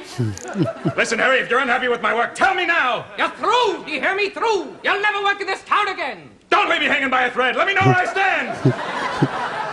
I think you're the worst actor I've ever seen, and I get 500 letters a day telling me the same. What's the word on the street? So that was, both But of the you funniest guys were part so great in in that sketch was when he goes, Don't leave me hanging. I'm sorry, Harry. He goes, is it the pills? No. The booze? No. The sheep? The goats? No. Your wife? No. What? Huh? What? Stop it. Get out.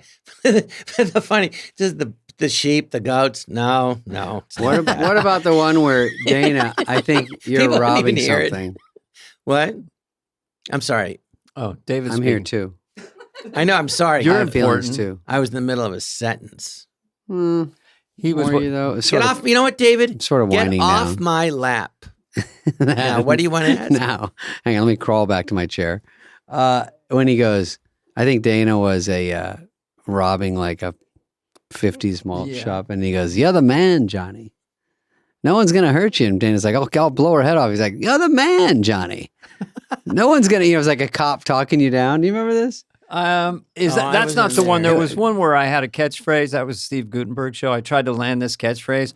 Why, I ought to pound you. Yeah, we did a spoof of the movie The Front Page. Yeah, but that was my catchphrase. And Lauren thought, I think it could catch on. Why I remember, yeah. Why I ought to pound you. Holding up a fist. No, it was great, though. They talk like that. And that sketch, One More Mission, Phil's humor, I didn't think it was that funny, but because, sorry, Harry, I let you down. You've always been like a father to me. And I went, oh, Johnny. Oh, Johnny. He thought that was the funniest thing in the sketch. I'm like, that? It is funny. By the way, your dog's biting everyone. But he could do, I remember in his audition, you can see it online, he would, could do impressions. So he did it at the Groundlings. He did it too as a talk show, a German talk show host, Gunter something, and he's all gibberish German, and then he would impersonate Jack Benny in German and John Wayne in German and Jack Nicholson in German, and I mean he could do everything. He did that on his audition, I believe. Yeah. And the weird thing though, when he was on the show, he really didn't do any of his characters that he did in the Groundlings. I kept saying, why don't you do it? He only did Chick Hazard once. Really?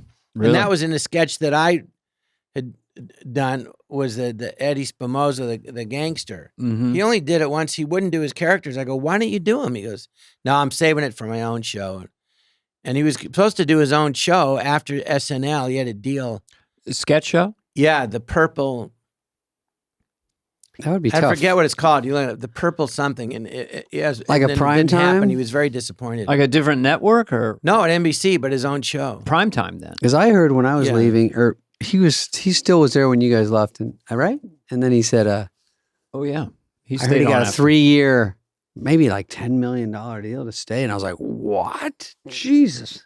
I was like, crap, holy I should have shit! stayed. 10 million? You think? I remember I NBC asked him would once. pay that much. I said, "Who do you think's funnier between Dana and David and I?" And he said, "Well, John, you know, I think you know." Who'd you ask, Phil or Lauren? Phil. I think you know. And it was me? It was me? I think you know what he said. John? Why I ought to pound What? you. Johnny, Why, you're the or are you man. saying I just made that up just now? You're the man, Johnny. Ah, hey, fellas, how you doing? So Phil had this persona he would put on sometimes just to kind of lighten things up, that sort of high pitch. What's up? What's going on, It's like a fellas? Simpsons guy. Is that a character from The Simpsons? That's kind of that vibe. rhythm he does. Right, John? The Like answer from is old yes. movies. Well, The Simpsons, they hired him a lot. He did I don't know how many characters, and they decided, you know, after he passed away, they were going to like not do those characters anymore because he just did them so great. Tory McClure and a lot of them. And but the funny thing is, when I started doing The Simpsons after SNL, and a lot of the writers there were all had been on Saturday Night Live. Who is it, Conan? Well, Conan was there. Was Greg Daniels? The guys that were there at first, John Schwartzwelder. I don't think he was there when you guys were there. John Schwartzwelder and George Meyer. George Meyer, yeah, Was there. and Yeah, write John him down. Vitti, and they'd all been on SNL. Mm-hmm. And the reason is they're all those Harvard, Lampoon writers. Right. They're all on The Simpsons. They're all on SNL. You know, Yeah. and Al Jean and Mike Reese, who ran The Simpsons for years, and they went to Harvard Lampoon, so they knew Conan. Conan was like 4 years younger. than Al Jean's your boy. Conan was there, yeah. So that's one reason I think they hired it. They knew us, and they go,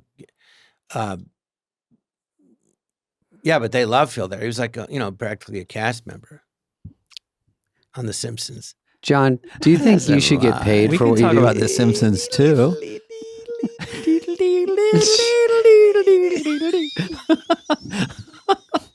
John and I did I like that really microscopic one. John and I used to do this and tease each other in Saturday Night Live. And so we wrote a sketch doing that with Robert Wagner, I believe. Yeah, right. Yeah, Robert Wagner. It's a teasing rhythm. The Doodaloo guys. Like it looks like someone's sketch got on the show. It's an emphasis. Yeah. Conan still does that every time I see him. First thing he says. Doesn't say hello, anything. Anyway, so John Lovitz. But sorry, going back for just a second, because I remember that, Phil was going to come in as a writer, and he always had a briefcase. And he was hired as a writer. Yeah, at and I first. remember you saying to me, "You don't understand. He's the greatest." You were really pushing him to then become a cast member. So was he a feature player? Or I think he was a feature player. Oh, but I was telling you. So when he got the show, he goes, "I got offered." I go, and he goes, I turned it down. I go, "Why?" He goes, I don't want to be famous. I like my life. I don't want to do it. And then you go, I'm the and opposite. then a few days, I'm the opposite. He changed his mind. Yeah, I was the opposite. Fame looks pretty good on you, Johnny. Well, I wanted to be a performer and wanted to be famous. So, well, I didn't want to just be famous for the me. I wanted to ladies. be, as a comedian. Dana, there's a difference. Anyway, the point is, Thank you, John. he then said he would yes to the show. Yes. So I called him up because I wanted the credit and said, "So Phil, you've changed your mind. You're going to do the show." I said, "So did you change your mind because of me? Because I convinced you to believe in yourself, and that's why you changed your mind?" And he said, "No."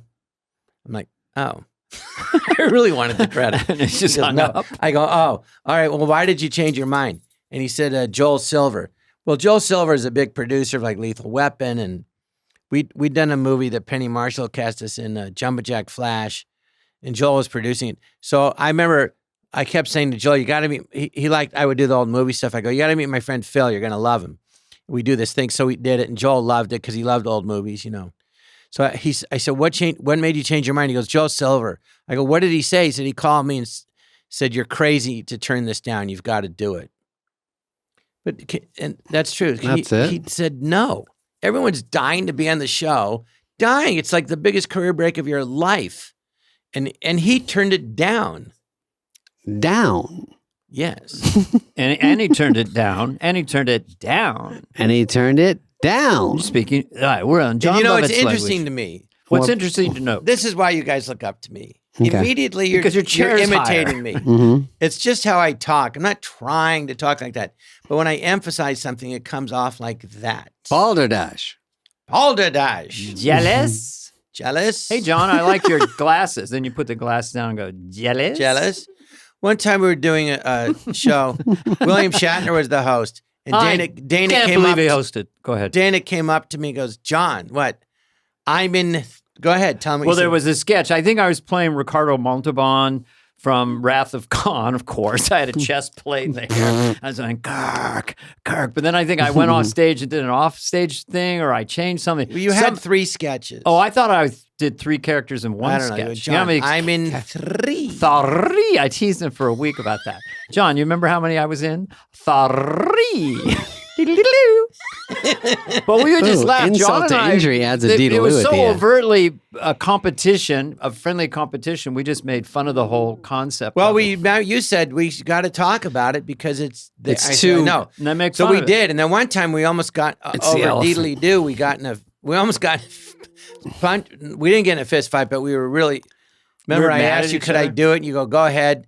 And then I go, why don't you yeah. be mad? And then I did it, and you go, I can't believe you did it. I go, I asked you. You go, well, I was tired, and then we got in a car, big argument, and I mean, really big. Like we almost started punching, and we just stopped talking. Happens. And then an hour later, Dana said, "I'm sorry."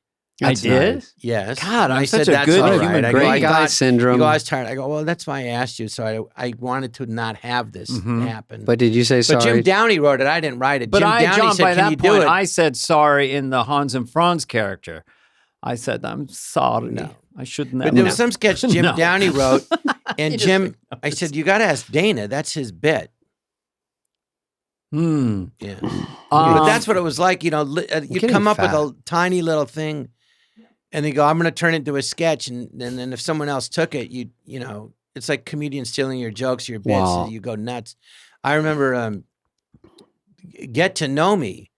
I went up, Danny DeVito was hosting, and I said, I go, hey, Danny, you want to get ahead? And he was hosting, and he just done Twins. It opened 100 million. I go, Danny, you want to get ahead in this business? Get to know me. Because I was nobody. Right. And he goes, cute. Because that was the joke. Like, you get to know Yeah, me. yeah, I like, remember that. I remember nobody. the character. Did And you then do I it? decided to write it up. I go, oh, that'll be something to write up. And I go, what am I going to name the character? Well, they said once you're on the show, anything you own, you made up before that you own, but anything after that we own. And they wouldn't pay us as writers. And they go, you're not a writer. I go, but you put my stuff on every week. It was ridiculous. Right. So I said, well, when am I going to name the character? And I go, oh, I'll name it John Lovitz. I'll name it me. And then they can't say, if they say anything, I go, well, you didn't That's own clever. me. They can't own you. So if you get a movie, Get to Know Me movie, then you get it. So I named it that. That was smart. Could Should've you give learned us a it. little Talking bit about for people who haven't Phil. seen it? Give Do a us little bit of little, Get a to couple bars. what it would have sounded like all those years ago in 8H. I'm Phil Donahue, and you are something else.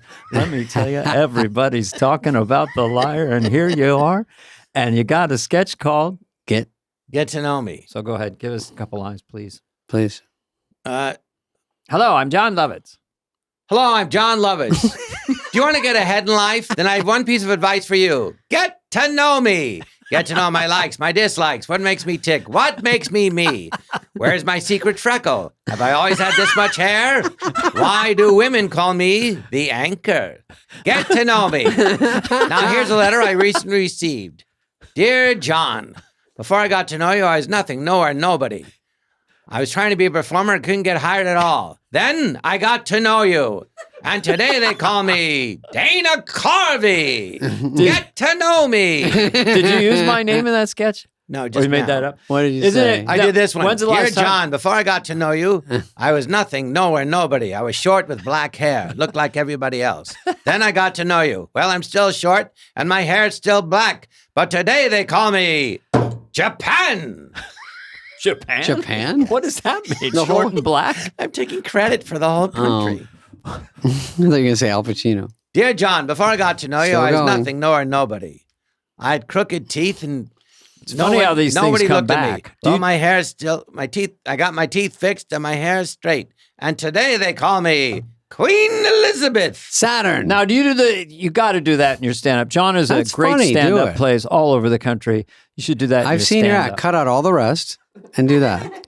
Yeah. You son of a bitch bastard. You son of a bitch. You've got jealous. one- Phil would you've got always, an we, anchor. Phil You- and I would say that to each other. You son of a bitch bastard. No, but that stuff, then you can have a solid 4 minutes if you do that twice. If you do that, and John, can you do just for because it's fun to wind people up? Master Thespian. Remember when we were playing Vegas and someone mentioned it, and you did this little soliloquy? You did a little. Yes. Can you Yes. do that, or is that hard? Yeah, I'll No, start it's you. not I'm hard. Master Thespian. I'll do it. I go, now from the diaries of the greatest actor of all time, Master Thespian. Thank you. And then there was the time when I had the keen insight to realize Shylock should be played as a Dane and Hamlet as a Hebrew. The theatrical community of London was so dumbfounded by what is now a well-known fact, they begged me to perform my version of the melancholy Jew before the Queen herself. To be or not to be? Oi, what a question. Well, you can imagine the response, but for those of you who can't, here it is. Master Thespian, this is Laurence Olivier. Teach me to act. This is John Gielgud. Teach me to act. This is Prince Philip. Go fuck yourself. And so I did. I taught them all. Olivier, Gielgud, Guinness, O'Toole, Schwarzenegger. Oh, yes. All those muscles he has. Acting. By God, the man's a stick. So, no, you got 2 bits for your stand-up. You should do Get to Know Dude, Me. I tried doing that stuff when I started doing stand-up, and it didn't work. It will work now, John, because you're so much more No, but confident. I do. No, you do it like these are from Saturday Night Live. You Well, set I it up. could, but what I've done, Made me which laugh. really works, and I think you would agree. I said, Okay. I go, hi, I'm John Lovitz. I just saw my friend David Spade the other day, and I saw a stand-up act, and I think it went something like this. And then you do my act? his I do best his whole jokes. act, Mhm. and then I do the same thing with you, Dana. And what do you do after the And I have to standing come up with ovation? I go, I saw my friend Dana Carvey the other day. I saw a stand-up act. He was really good. And I think it went something like this. And you And do then I it? just do your act. Saves a lot Well, I have of I have time a writing a whole bit new I act. do. It's called Sorry. You Used to Know Me. You used to know me, but not anymore. I'm Dan Agani. You used to know me. Is it too close to get I don't to know think me? so. Okay. I used to have a character, Temple Woman. Temple Woman. Is that kind of like church? I lady? don't see any Well, she goes, well, isn't that resemblance. special? You're What in do you do? church. She's in temple. You're a lady. This is a woman. What's her catchphrase? What's Isn't her catchphrase? that unusual? Mine is Vel. Isn't that something? Vel? What an idiot.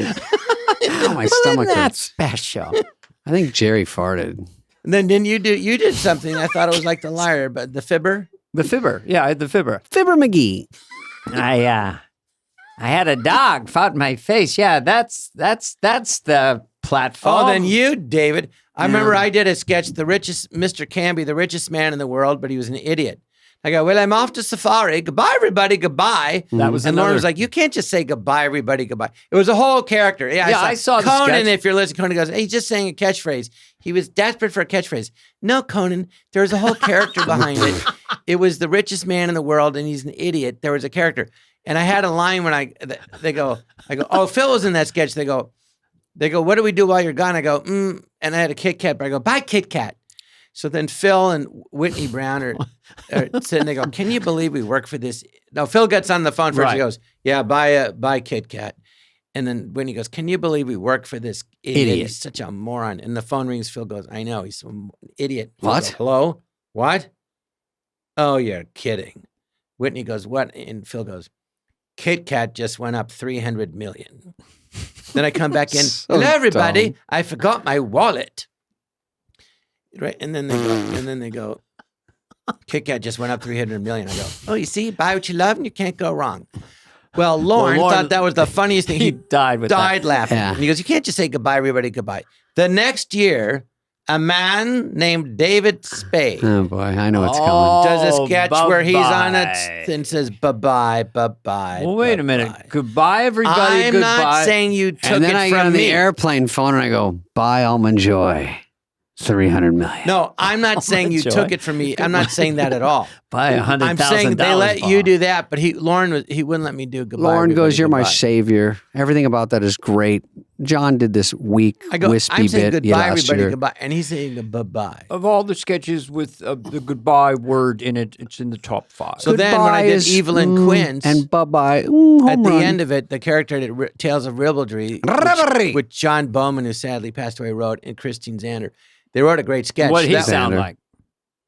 Hello, I'm Evelyn He sounds a little Quince. bit like the other guys. Welcome to Tales of It was a Ribaldry. definite 1940s. Yeah, same guy as Mr. Campy. It's Eric Blore, this actor. I'd see old actors. I want to play Blore. them. No, Eric it was Blore. a higher pitch. He It was in a lot of like Fred this. Astaire movies. Hello. So at the end of it, I go, "We'll be back next week with another, Tales of Ribaldry. Goodbye, everybody. Goodbye." You So try I to stuck it in cram at the it in end, there? and they said the whole control booth was cheering because I finally got it in. Because He you got it did back. it. I was so mad. I go, "I'll get it on the air." Boy, You sure? he's a jolly. It didn't help me with the show.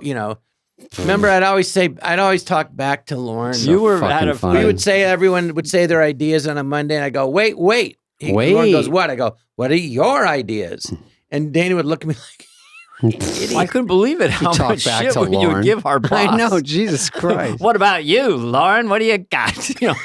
Right. Let's do a good show because it's better Well, I to was do a good mad show because than a bad show. they wouldn't give us credit as writers. I could just put my name on there. Nope. I got a credit.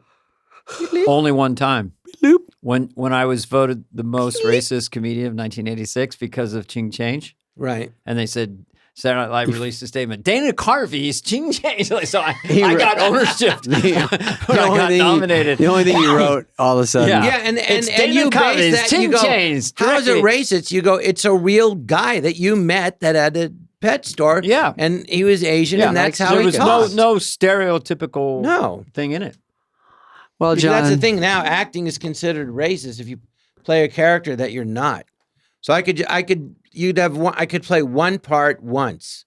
Mm-hmm. you can't just play a fat guy all the time, And then anything else is, you're not that. Right. You just have to play yourself. People go, "You're not really this, you're not really that." And I go, "Well, I'm not really any of the people You I've can't ever just play a played." buffoon the rest of your life. You have to mix it up. Right, I have to wait. What? What? How dare you? This has been a great time. Well, I'm sorry, David Spade, that you're upset that I'm so much better at golf than you. Oh, yeah. What do people Wayne don't Gretzky know explained about that Phil one. Hartman that you know? What would you like people to know about your friend Phil Hartman? In your final moments, what would you say? He had a huge heart that they don't know. As Phil was as kind of talented reserved. as he was, Yeah. he was equally modest, and he loved to laugh. You and I made him laugh, like cry laugh. He loved that, and he was a fan of people. He was not competitive at all. No, had no. But he was the ego. best. He was just. I would say, well, they never saw him do improv when he was in the Groundlings. And then I remember I got in the company. So the first half of the show was sketches, and then the second half was all improv. So Tom Maxwell was the artistic director. So he'd like say, "John, you and so-and-so get on stage, you and so-and-so." So then there'd be, he'd go, "Okay, Phil and someone else on stage." And the rest of us were sitting. You sit on the floor at the base of the stage, waiting to be called up. And So whenever he would call Phil, it was real improv. Second City, I was there once. They get suggestions and they go backstage for 45 minutes and write it out. Mm-hmm. Oh, I go, that's not improv. You got to just go. So they'd say, where are they? They're in a department store, this and this. Lights out, come up, you go. Yeah. And everybody would be talking and Phil wouldn't say anything, but we were all waiting. We knew he was going to say something and that you would never imagine, and it would be hysterical. So we're all waiting, and you just see Phil, he's just thinking it, and you could see he's getting like, I don't know why, just angrier and angrier. And then all of a sudden he'd go, yeah, well, I think that, blah, and he would just explode in anger. And like the point where his face was beet red, and you can see the vein in his forehead, and just screaming. And it was just hysterical. And it was just, and we'd all be on the floor dying laughing. We'd go like, what's he going to say? What's he going to say? Because the improv would start and he's not saying anything. And we're all just going, man, it's coming any second now. And then just like something like you'd never imagine. Were you there the night? He was just the best improviser. And Tim Stack was in the company, was great. The best guy besides Phil. And I said, but Tim, I go, wasn't Phil like amazing? He goes, oh, he was on another level. There's the dog. Yeah, the dog. Were you there the night we all decided to make Neil Young laugh? Was it Phil? I know that Phil and I remember we were at dinner with Neil Young for some reason, and I said, let's make I wasn't Neil at that Young. dinner. I remember being at an after Phil was party. doing like a Japanese pilot. He was, could do all these voices and characters, and we got Neil Young just helpless. Come on, fellas. Was he laughing? Yeah, laughing his ass off. I'm helpless. We couldn't invite everyone. It was just 100 people. The animal that was in our studio, we apologize for the behavior and the audio John's technical dog, difficulty. Jerry, just chewed Heather's leg off. Jerry wasn't getting enough attention and decided to take revenge. He's now outside in a plastic punishment. David and Dana are two human beings with their own podcast, and yet they're jealous of my 12-year-old, 15-pound dog, Jerry. Here's John's Jerry new bit. Bruckheimer, a third who has more credits than the two of them Wild put together. This is my imitation of you two. Go ahead. We're interviewing John Lovitz. Pinch me. Does John, life you remember get any better than Sean, this? you remember my impression of you I would do all the time when we were teasing each other at SNL? I go, quick impression of you. What's going on? What are we doing? I don't know. I'm scared. What's going on? What a burn. Yeah. I'd say it's my best impression. It brings me right back to the show. I think we can use all that, Greg. All right, John, I got to go. Just see yourself out. What?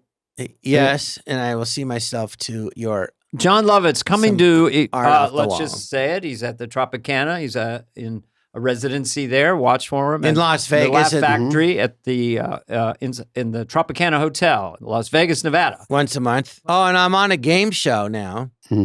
With the Byron Allen Company? Yes.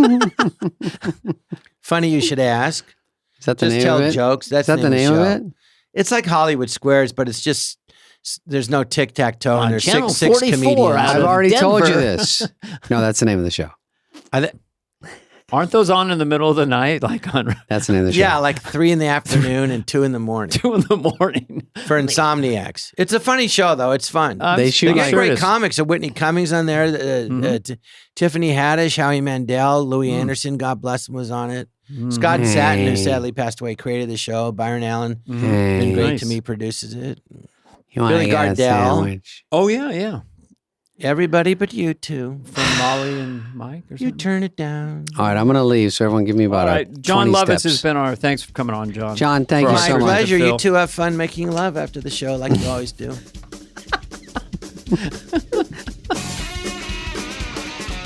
This has been a podcast presentation of Cadence 13. Please listen, then rate, review, and follow all episodes.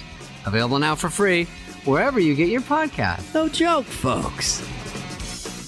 Fly on the Wall has been a presentation of Cadence 13. Executive produced by Dana Carvey and David Spade, Chris Corcoran of Cadence 13, and Charlie Finan of Brillstein Entertainment. The show's lead producer is Greg Holtzman with production and engineering support from Serena Regan and Chris Basil of Cadence 13.